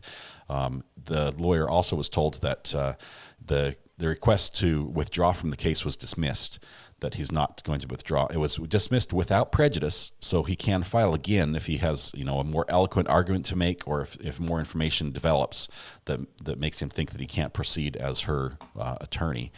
So that's possible. But the judge also said, we're going to move ahead. The 30th of January, that we've waited long enough, trial's going to go forward. So that's where we are with that. We also know that during that hearing, the first hearing, that Sarah Boone did not request to have a new lawyer. If she had asked to also have the lawyer removed, and the lawyer was asking to be removed, the judge might have complied with that and then had to push the date out as the new lawyer attorney had time to review all the documents. But she did not do that. So the judge says we're moving ahead. That's the war desk view. It really is. This is where the magic happens. You can't see actually the powerhouse of the live stream is actually down here behind this desk. I have two Blackmagic Design ATEM switchers. One's an 8-port switcher, which is almost completely full, and a 4-port switcher. The 4-port switcher makes my picture available. This one right here. It puts my green screen on, and it gives me my background and everything. And the 8 cameras allow me to get feeds from all the different sources, so I can watch on my big screen. I can monitor, 6 or 7 different places, just to stay up to date. And then when something happens, I can bring it to you. Why don't you have overhead cabling cameras like in the NFL? That way we could see overheads, maybe draw arrows and circles, your fingers and icons move and flash. Bitfinex, maybe when I get really rich and famous, I could afford that. That's expensive upgrades. And I'm in a small room. I really am. The picture of the courtroom behind me is much larger than the room I'm in. Let's see. What else do we have? Any other questions? WeatherWatch said, did you say you have a car chase teed up? I had an Arkansas chase I'd like to share. We love Arkansas police chases, as we're waiting for information on Brian Koberger. Give me just 1 second. Okay. See if I can pull this up.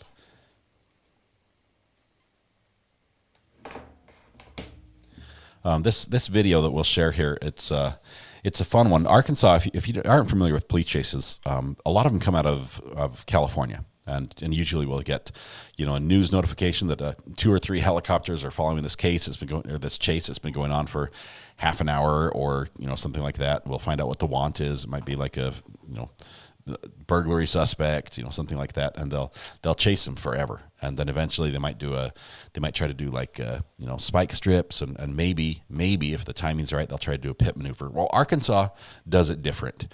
Arkansas, the second you don't pull over, when those lights come on behind you, you are fair game for a pit maneuver, and they don't care how fast you're going. They'll just go ahead and ram you off the road. This is the state where if you're over, they hit somebody over 100 miles an hour. There's a video out there where this guy, I believe it was fatal, They pit somebody, and the guys flew off the road, through a ditch, soared through the air, hit a telephone pole, did not survive. That's my understanding. But that's what they do. In Arkansas, they do it different, and they bring chases to an end. But this one that we're going to share today is a tiny bit different. If I can get it pulled up here. Let's see, we're on that guy down here. So let me bring this up. This one's different because it's not a car they're chasing. It's a four-wheeler. And this is brought to us by Police Pursuits on YouTube. Let me bring some audio in on here. Here, Fairfield Bay. I believe this was about 2 weeks ago. Stop. Stop. You ain't. Keep going. Stop. You. You can't be on the highway. This is you. Huh? They said you can. Who? The Clipper Bay. They said if you're finishing the trailhead, I was just trying to get past those ditch lines so I can hit this trail. I'm not trying to cause no trouble. Here he goes.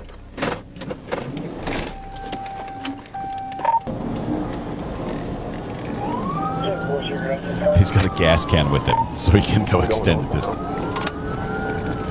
About 51. The traffic's light.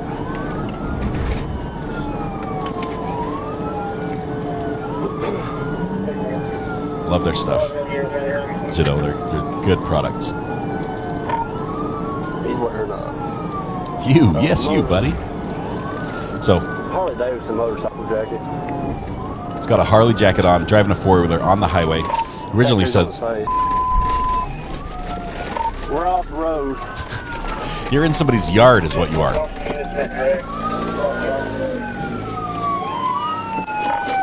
Drops the gas can. Gas goes everywhere. Back on the highway.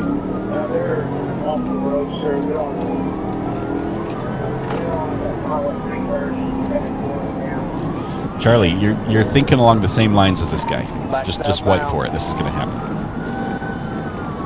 But Arkansas does not give up easily.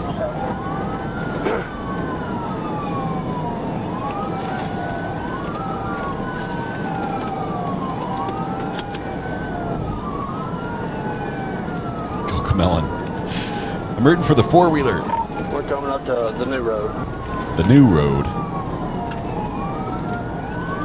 Yeah, the gas can. You saw the gas just go everywhere. Hopefully he's got a full tank. His best bet is off-road. He's in the cops' realm right now on the streets. He's probably maxed out 56 miles an hour. That's like a top speed. Does a little cut through a property. We're going here by the Beaver liquor store. By the liquor store. 45 right now. In front of the Walmart. Okay, so he does not corner very well. Fairhaven Road, turn right. He saw one tire coming up off the ground there. Thought it was a lawnmower.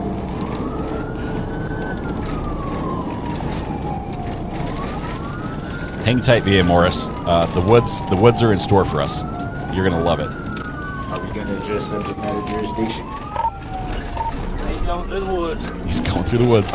Cop does not slow down. He's like, I'm following him. There's a lawsuit.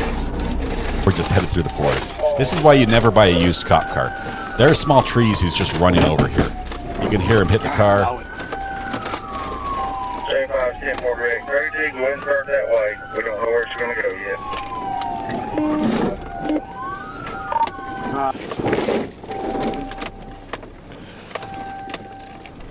538, so you're not actively in pursuit at the moment.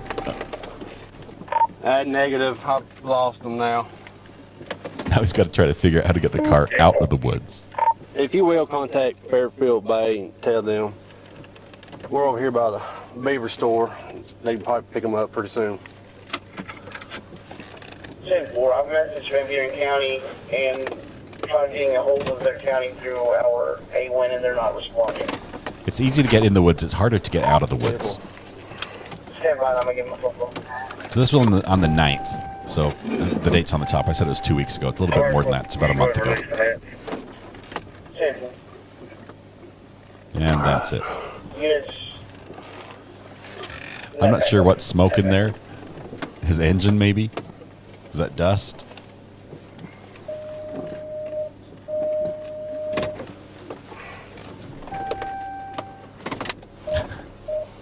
He's doing a 50-point turn.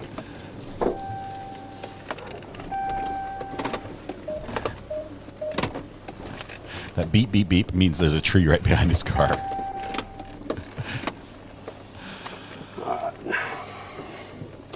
That's it. That's all we get. So yeah, that was the car chase, the police chase I had lined up for you today. Was it worth damaging the car for him? Windshield wipers are driving me crazy. He never turns them off. He just keeps going. They're like across the windshield. You know, it's making a little skipping sound. Scratch from the tree. We can buff that out for sure.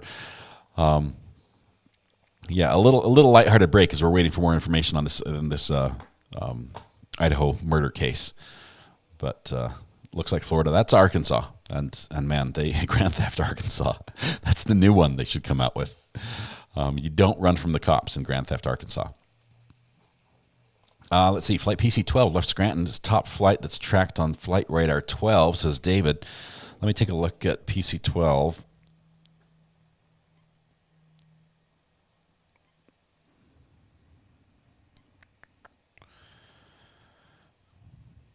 Let's see. I'm not seeing that one.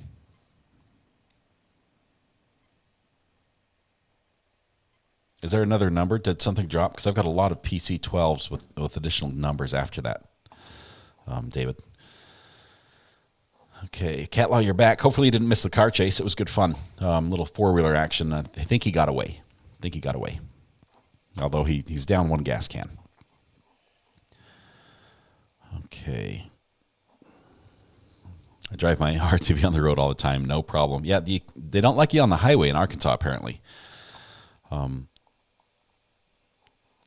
Okay. Whoa. Lots of chats. I'm far behind. I didn't realize it. Police cars need to be designed like NASCAR race car. They are pretty heavy duty on the suspension and everything. He needs a chainsaw. Is that standard police issue? Or a helicopter to lift him out of there. Thank you, Mr. 80s Music. I didn't realize we had a troll in here. I think we have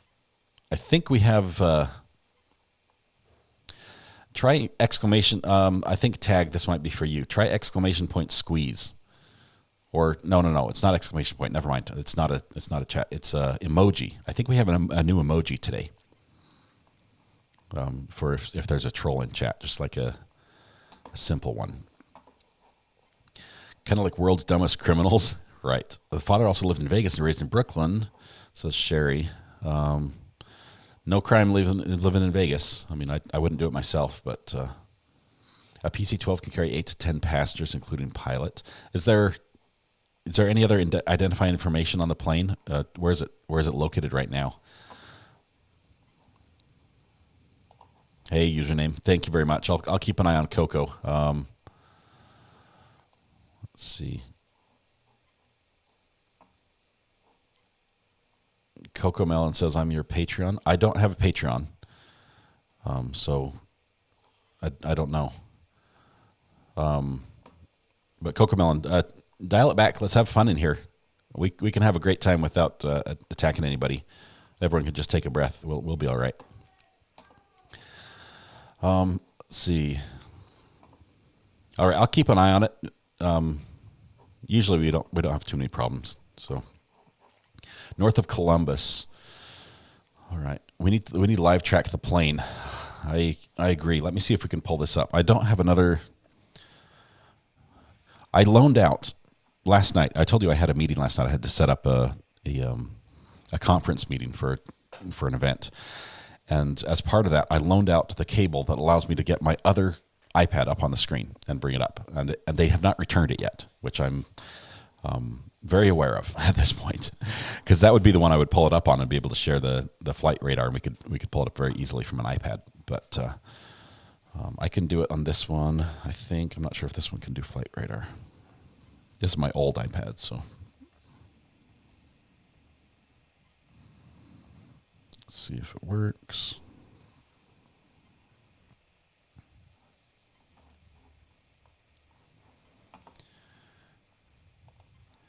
How do I get to the special emoji? The special emojis, I think this one's called Squeeze. The special emoji is named Squeeze. But there it is, Katrina. You got it. However Katrina did it. It's basically what happens when you grab a troll and squeeze them. That's accept all cookies. Okay, I do have flight radar up here. Let's get rid of this.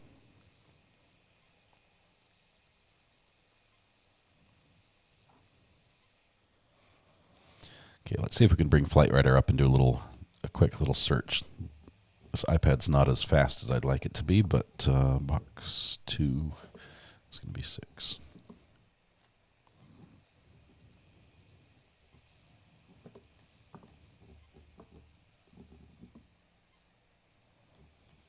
Okay. All right, and probably you don't need to see me twice, but let's see. If you take your laser outside and shine it in the air, you'll know you found the plane when the cops show up. Thanks, Charlie. No, won't be doing that. I do have a few burning lasers that I'm not allowed to point at aircraft.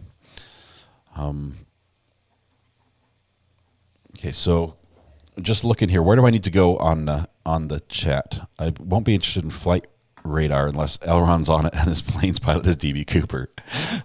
That would be something. I know Musk does not like Elon Musk. I called him Elron. Elon Musk is not a big fan of having his plane information shared. But guess what? It is.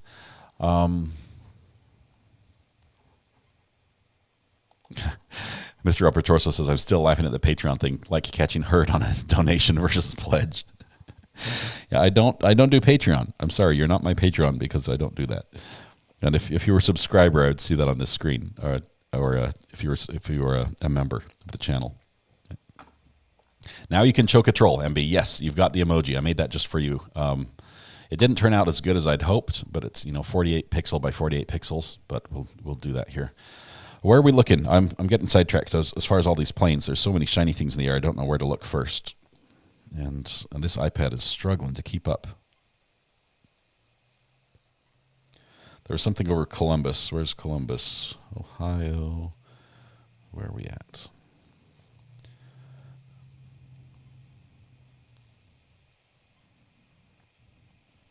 There's a lot of planes over Columbus. I think we'll be better served watching what lands in Moscow, just because there's so much air traffic on the East Coast. Get an idea of what's going to come down in Idaho is probably a better bet. So where are we at? There's Wyoming, one more state over.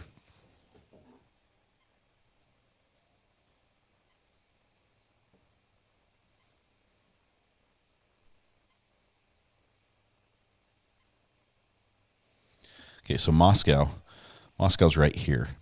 The Pullman Airport is going to be right there in the middle of the screen as well.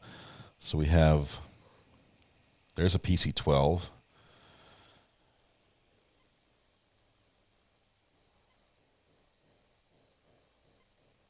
Is this one you're talking about? This PC-12 that's just coming in, headed sort of straight to Pullman area?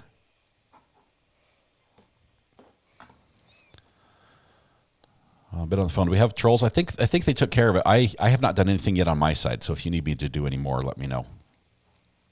No airport in Moscow. It's in Pullman. They're close. So Pullman's right here in the middle of the screen. Let me zoom in just a tiny bit so you can see it. And that's the plane. We only have one plane there that sort of looks like it's headed that direction. It is a PC-12, which is a smaller, 10 to 12 passenger plane. I'm not seeing the destination as far as.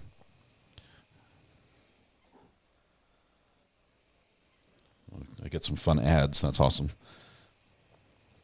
It just means I need to pay for this. Let's see. It's a Beech B200 Super King Air. Registration not available. Country registration not available. Hey, this might be it.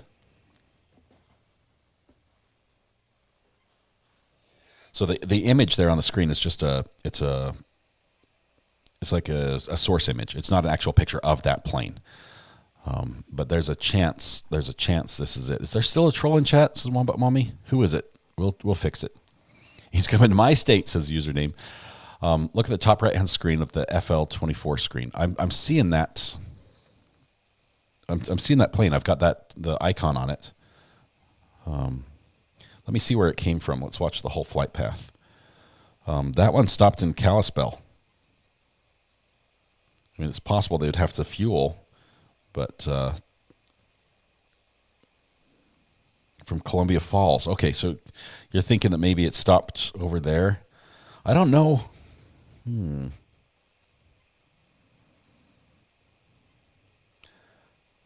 we're not having any previous information about it.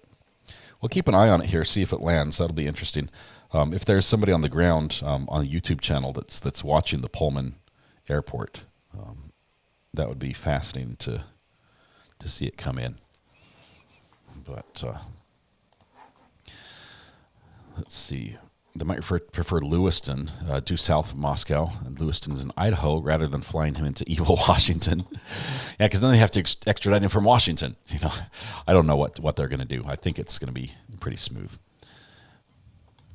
In memory of Coco, Brian hasn't been proven guilty. That's fact. Correct, Mr. Opatroso. But I'm biased because he's really lining up with the profile I had in mind. But profiles alone ain't evidence. That's right. He is innocent. He has not been proven guilty right now. He may at a future point be proven guilty, at which point he will become guilty. But as of now, everything is just alleged. Bella B says, was really late, rewound, and watched. Thanks for the stream. Good to have you here. It's a fun day. We're hoping for some more information on this case as we're waiting for... I think I see his face in the photo of the plane. Is that him looking out the window? That's funny. That's not the PC-12. The plane name is Pilatus PC-12NG, and check the most tracked flight and then click on PC-12. Okay, thank you, Dallas. Let me take a look at this. Most tracked.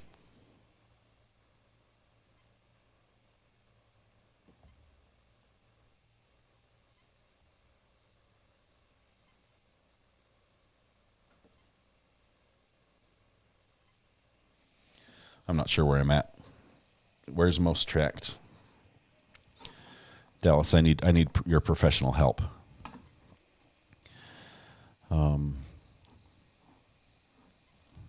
Yes, you can wave. You can wave at him. That's fine.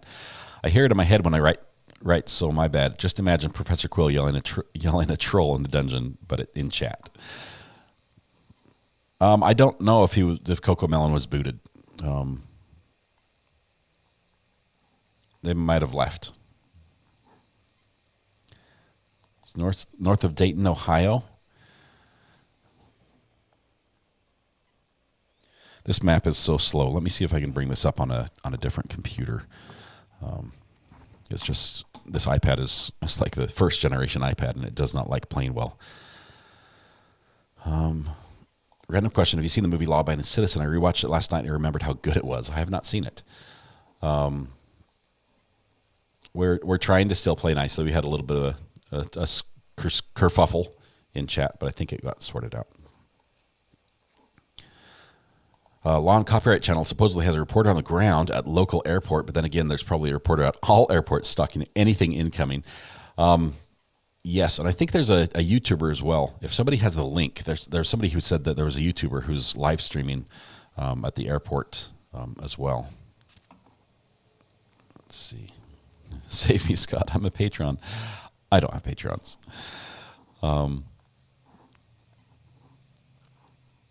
surprised Flight Radar isn't crashing. Probably another few thousand doing the same thing. Right. Yesterday, Idaho's court website was, I wouldn't say it crashed, but it was very, very slow. And also right after the police presser where they said, this is where you get your information, it was impossible to get on there. Most tracked in the upper top left corner when you look at the screen, and number one, top left corner, most tracked flights. Okay, thank you so much. That PC-12. Try to get rid of the ads here.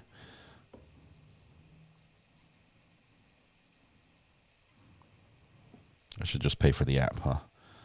Okay, PC-12 right there. So let's see, that one came out of, it's the right area.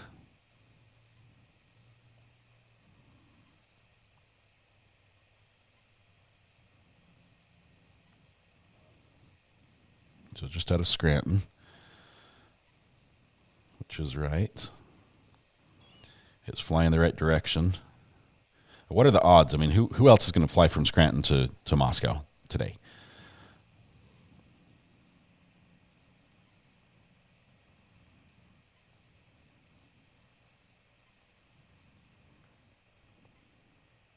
That's so many planes. He's got so far to go still. Oh, sorry, I'm not showing you guys what I'm looking at. Looking at this one right here. So there's our PC-12. Everything's not available.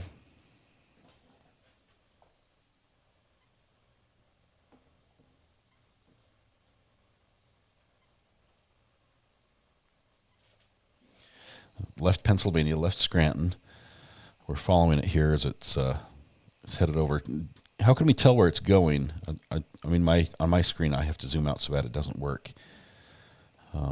We'll keep an eye on that one for just a little bit and see where it goes. But I'll keep that tracked. Thank you very much, Dallas. I appreciate that. Let's see. Hey, Coco Melon. Yes, everyone has the First Amendment.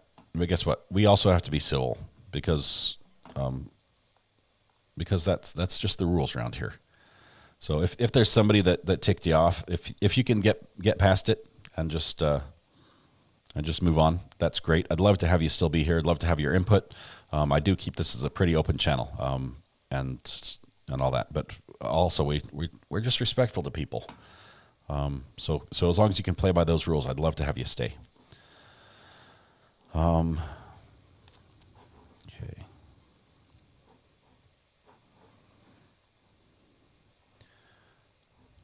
As you're flying over your state, everybody look up, see if you can find him.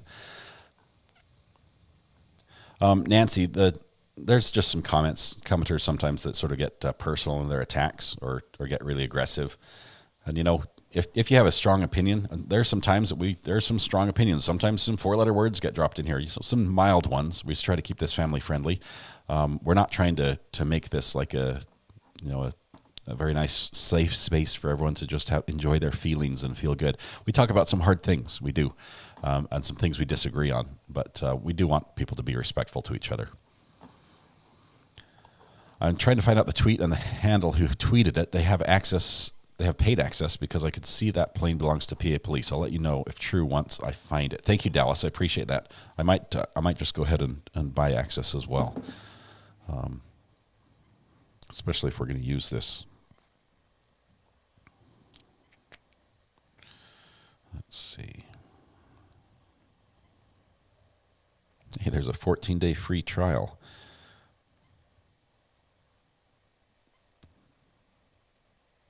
And then $35 a year. Let's see. Aircraft details. I don't know if it'll still give me the stuff that's restricted.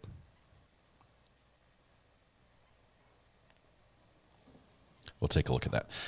Anthony comes into the question, says, what are the odds of the Koberger and Vallow trials happen at the same time? They all happened at the same time. That's just what happens. We've got, like in South Carolina, we've got the Murdaugh trial as well as Sarah Brooks at the same time. They just tend to land on top of each other. Petra says, recovered act on a radar box. Destination of that plane is Champlain, Illinois? So it might, it seems to go in a little bit further south than what I would think it should be at to go to Idaho. So I think we might have a different plane. I mean, it did take off out of the right area, but they tend to arc north and then come back down. So the arc sort of arches up towards Canada before they drop back down. That's just how it looks on the map, based on the curvature of the Earth and everything else.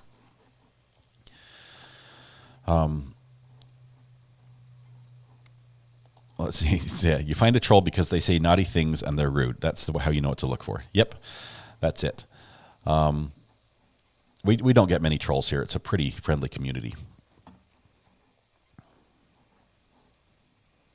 A PC-12 has enough range. It's possible. We'll keep an eye on this one, see if there's anything else that pops out.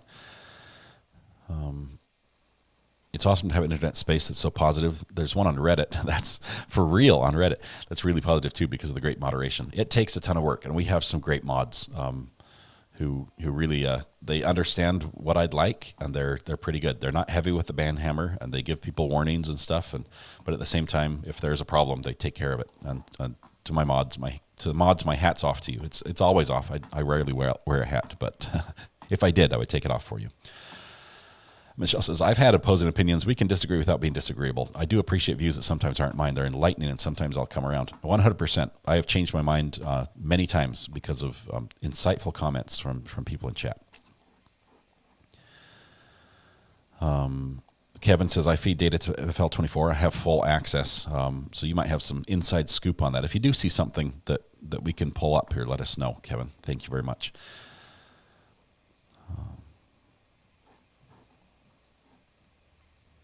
Most tracked flights tend to be public officials.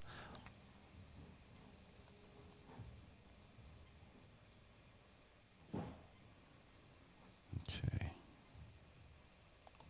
How did Coco lie about being a financial supporter? I think I checked one of the comments that got blocked, and he said, call off your dog, or he or she, I don't know who, gender, but Coco Melon said, call off your dogs. I'm one of your patrons or something, but I don't do Patreon. I never have. And Coco is not a member on the channel, so I think it was a bluff that we called him on. They have a really long driveway. House is set half an acre off the road. Okay, so we might not get pictures of the parents' house after the damage. We'll just have to find a picture of a home from maybe Fort Myers after the recent storm and say it probably looks like this. Anthony says, recovery addict, have you listened to the caller on the True Crime Podcast who people are saying was Koberger? He was talking about murders. Anthony, I did listen to that. I listened yesterday. This is the one where he talks about having like 6 people from Sigma Chi come up and ask him, if you were going to commit a murder, how would you get away with it type thing, which was like a weird question. But he's like, yeah, these sorority or fraternity guys, they're all like this. It was probably one of them that was just doing a pledge or something. I don't know what he was doing. And it was bizarre. Even the podcast host is like, you've had 6 people ask that? Nope, nobody asks that question, right? Nobody asks that question. You're saying everybody does that? It's just weird, a little psycho. And that did come out before we knew anything about him. That podcast was recorded long before then. So there's a good chance that may be him. We just don't have enough of a voice print from other recordings to match that up yet. But that is a very interesting little tidbit that I know that podcast has been submitted to the FBI. The owner of that podcast, the person who recorded it, did submit that.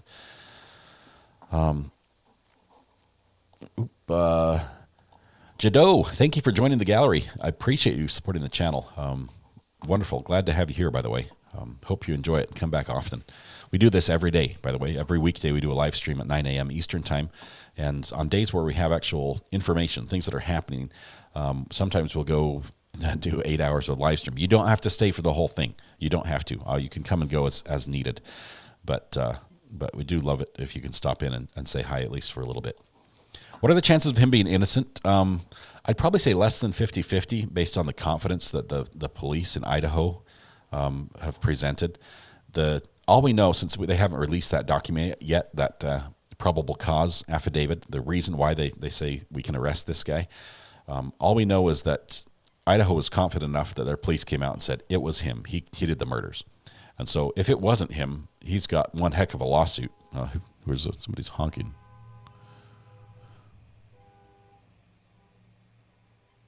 I'm not sure what that's just. Yeah. There's a lawsuit. They would have a huge lawsuit against him if he's not the one. So they're very confident in coming out publicly and saying that. Also in PA has a standard when it comes to serving warrants like this. To do a no-knock, middle of the night, use of force to break down the doors, windows broken, everything. To do that type of warrant, there's a higher level that has to be met. The evidence has to be more than just a reasonable suspicion. There's a higher standard, and it met that. They looked at that document and said, yes, we can do that based on the information you have. So the police are very confident that he is the one. So it's the chances of him being innocent, I would say, are lower. But it's all whether or not he's found innocent. That's probably greater, because a jury can do anything. Weird things can happen. You never know. The glove might not fit. Let's see. Plot twist. The plane is a decoy. The defendant is on Amtrak in a police-secured car. Pauline says, I asked my brother to go take pictures for me. We'll let you know if he does it. Awesome, Pauline. I'll watch the burner phone for that. Let's see. Any other questions? Possible decoy with such high profile might fly halfway and drive or halfway and change planes. Yeah, I don't know exactly. They're never going to tell us, here's what we did, because these are techniques that they use currently and they've had to use.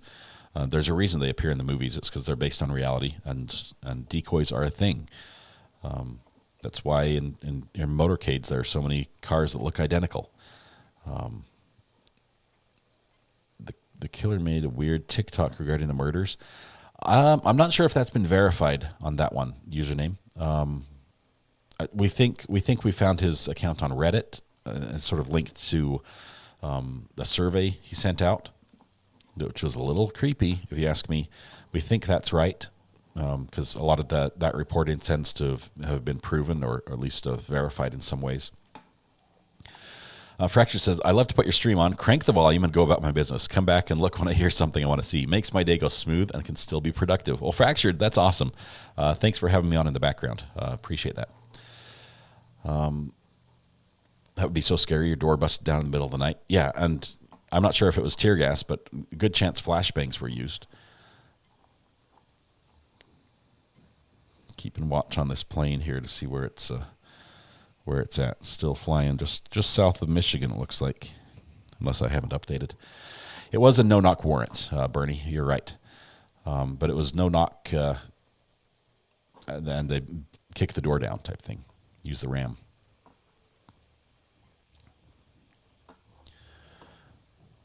PA has one of the highest standards for no-knocks in the country. Okay, so Douglas, if that's the case, and they were happy with what Idaho had told them, they might have some very, very solid evidence. Okay.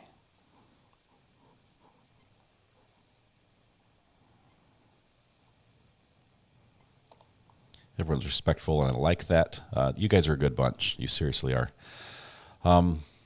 See, AJ says, you can never stop now. You're part of people's lives. I don't want to stop. I want to do this forever. I actually love it. I'm going to probably take a break on Saturday. I actually started this channel as a metal detecting channel. That's why I got the name Recovery Addict, because I love metal detecting, and I love recovering artifacts from the ground. I'm addicted to it. But I have not done much metal detecting at all since I started the channel. But that might change on Saturday, because I've got a Civil War property that is privately owned that the owner has said, will you please come out and detect the property, see what we have on there. So I'll probably be doing that this weekend. I seem to not be able to be productive when Recovery Addict is on. That is not my fault, MB. That is not my fault. I'm working hard here. You should work hard as well. Jeff Wilson, welcome. Thanks for being a subscriber. For those that are new here, occasionally we will randomly start talking about pickles. And it's a thing. I like pickles. I eat probably more than my share of pickles as far as, per capita goes. But I love pickles, and recently I discovered that the Walmarts, almost all the Walmarts, carry a certain flavor of pickles. It's sold under the Walmart brand of Sam's Choice, and it's called Spicy Maple Bourbon Pickles. They are absolutely incredible, and I encourage everyone to try them. If you like pickles, they're well worth it. I'm trying to get Walmart, not Walmart as a whole to sponsor the channel, but just the Walmart Spicy Maple Bourbon Pickles. I'd like just the pickles to sponsor the channel.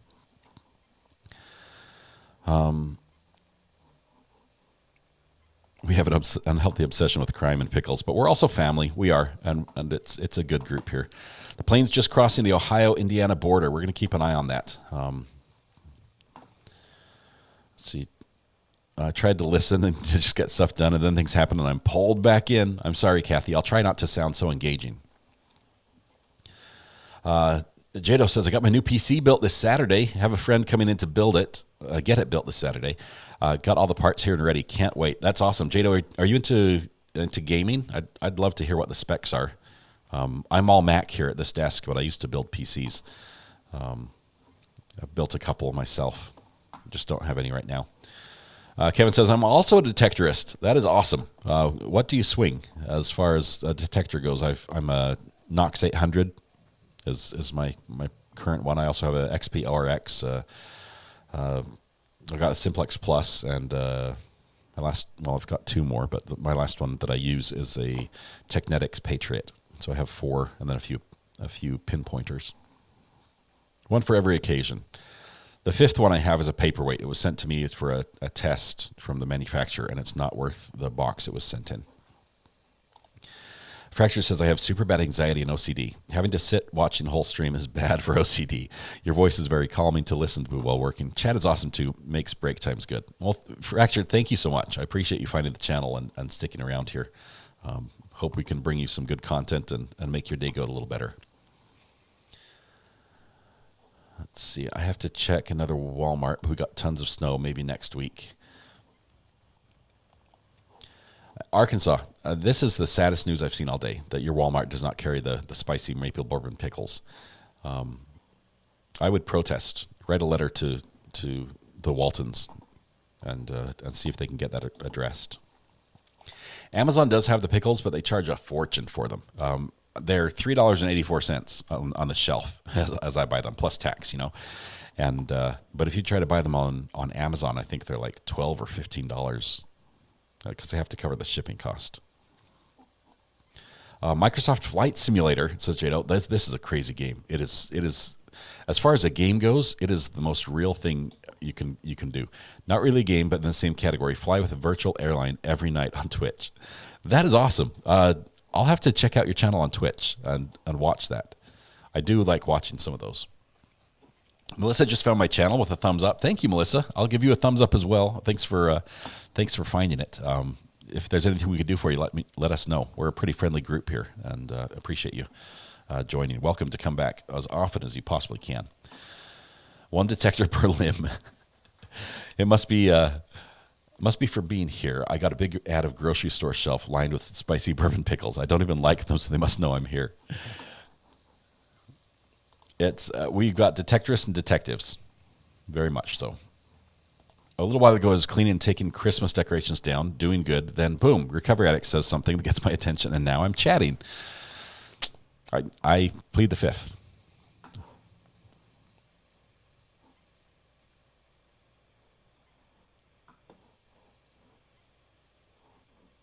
Let's see. Yeah, sometimes we have to ban people, Richard. It's sad that some people just can't play well in society.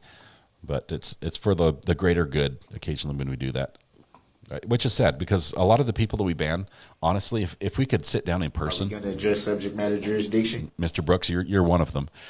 If we could sit down in person, odds are we'd probably have a different conversation. The way we handle, some people handle each other on chat is a little more brash than we would do if we were in person. And had we been together, even these people that get banned occasionally from the channel, we'd probably have a pretty good conversation, even if we disagreed.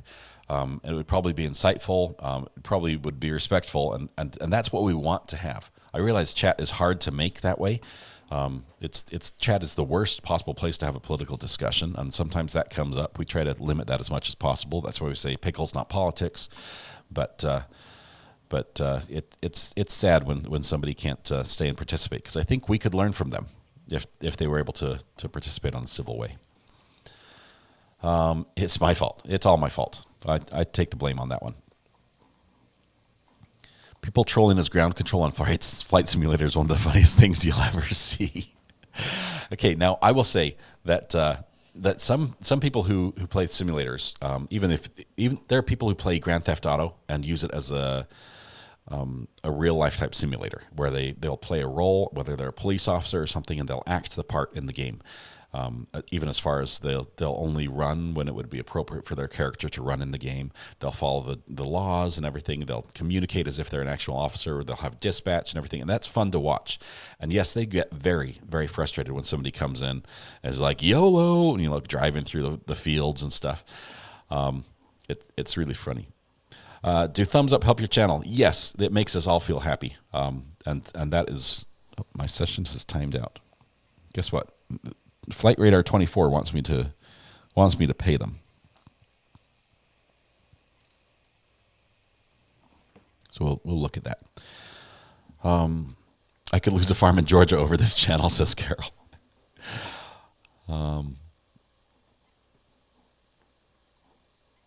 Nancy, do you think with him knowing so much about the law, he will find loops and holes to get out of this? I hope not. I think we'll find information about Brian that his knowledge about the law played in some way in how he committed the crime or what he did. I think very much so that he would have used that knowledge and information, even if it was just as simple as what he did preparing to not leave evidence, whether he wore gloves or what he did there. I always thought a weed eater metal detector combo would make $1 million. Possibly. I wouldn't get much weed eating done though. I do a lot of digging. I do watch those flight simulator compilation videos. They are great. Jim Bob, there's a guy on TikTok. He's an older gentleman, and he like built his own a little paraglider, a little powered motor parachute type thing, and he takes off in the field. And I forget where he is. He's somewhere up here on the East Coast, and he flies around through the valleys and stuff. And he's like, I never. You don't need a license to do that, first of all. He's like, I never had any training. I just sort of taught myself how to do this. And, he's been doing it for 40 years. And it's the funniest guy to watch. And he's just easygoing. He's like, yeah, it's the safest thing in the world. I've never had a problem. Wombat Mommy says, you must do some good because on your chat I have to tone down my language and behave myself. My husband thanks you. Well, thanks, Wombat Mommy. We appreciate what you add to the channel. Just turned in my wrench on another channel because the chat was so toxic. Yeah, we hope on days, I will tell you, on days like today was pretty good, but when there's a big interest in a case, it seems that the views climb as well, and we get a percentage of trolls when that happens.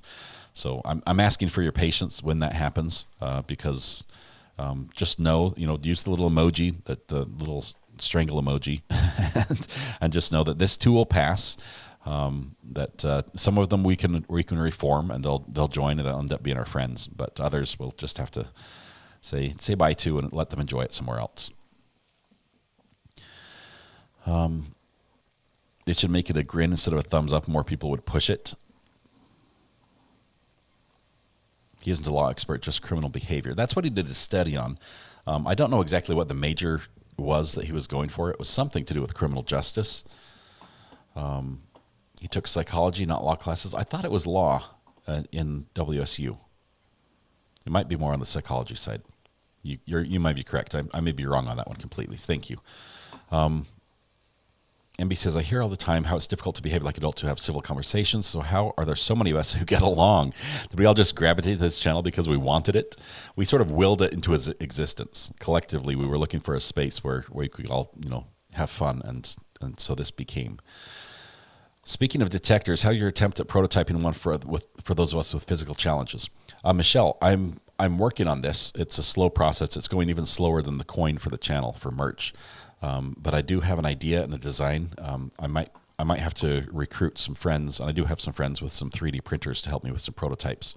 But the idea is to make a metal detector that can be used by somebody who doesn't have the ability to carry it and swing it. Doesn't have the freedom of motion, or could possibly even push it in front of a wheelchair. That's the idea.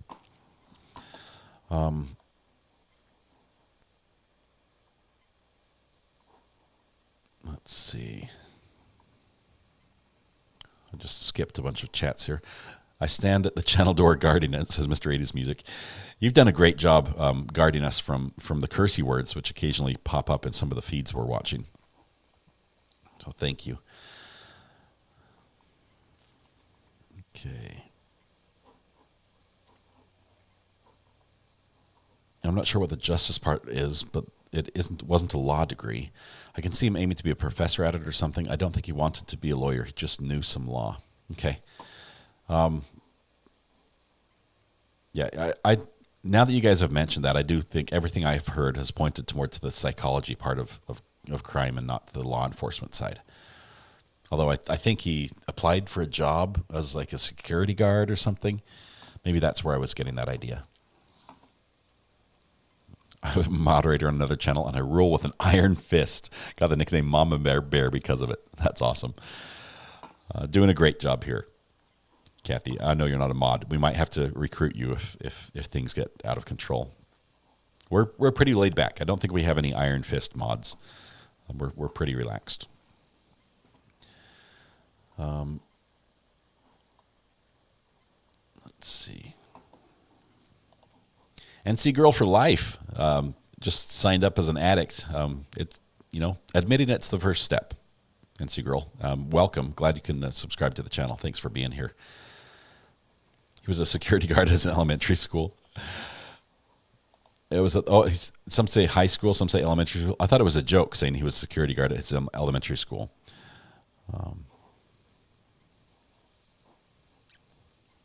I have become an addict. You have, Nancy, and we have adopted you. There's no leaving now. All right, so here's what we've got. We've got no news yet that I can see. It's lunchtime. I think we're going to take a break. I do believe this afternoon that Brian's going to land in Idaho, and I believe we're going to get some documents here soon. I'm going to do one more check before we end the stream here, just to make sure.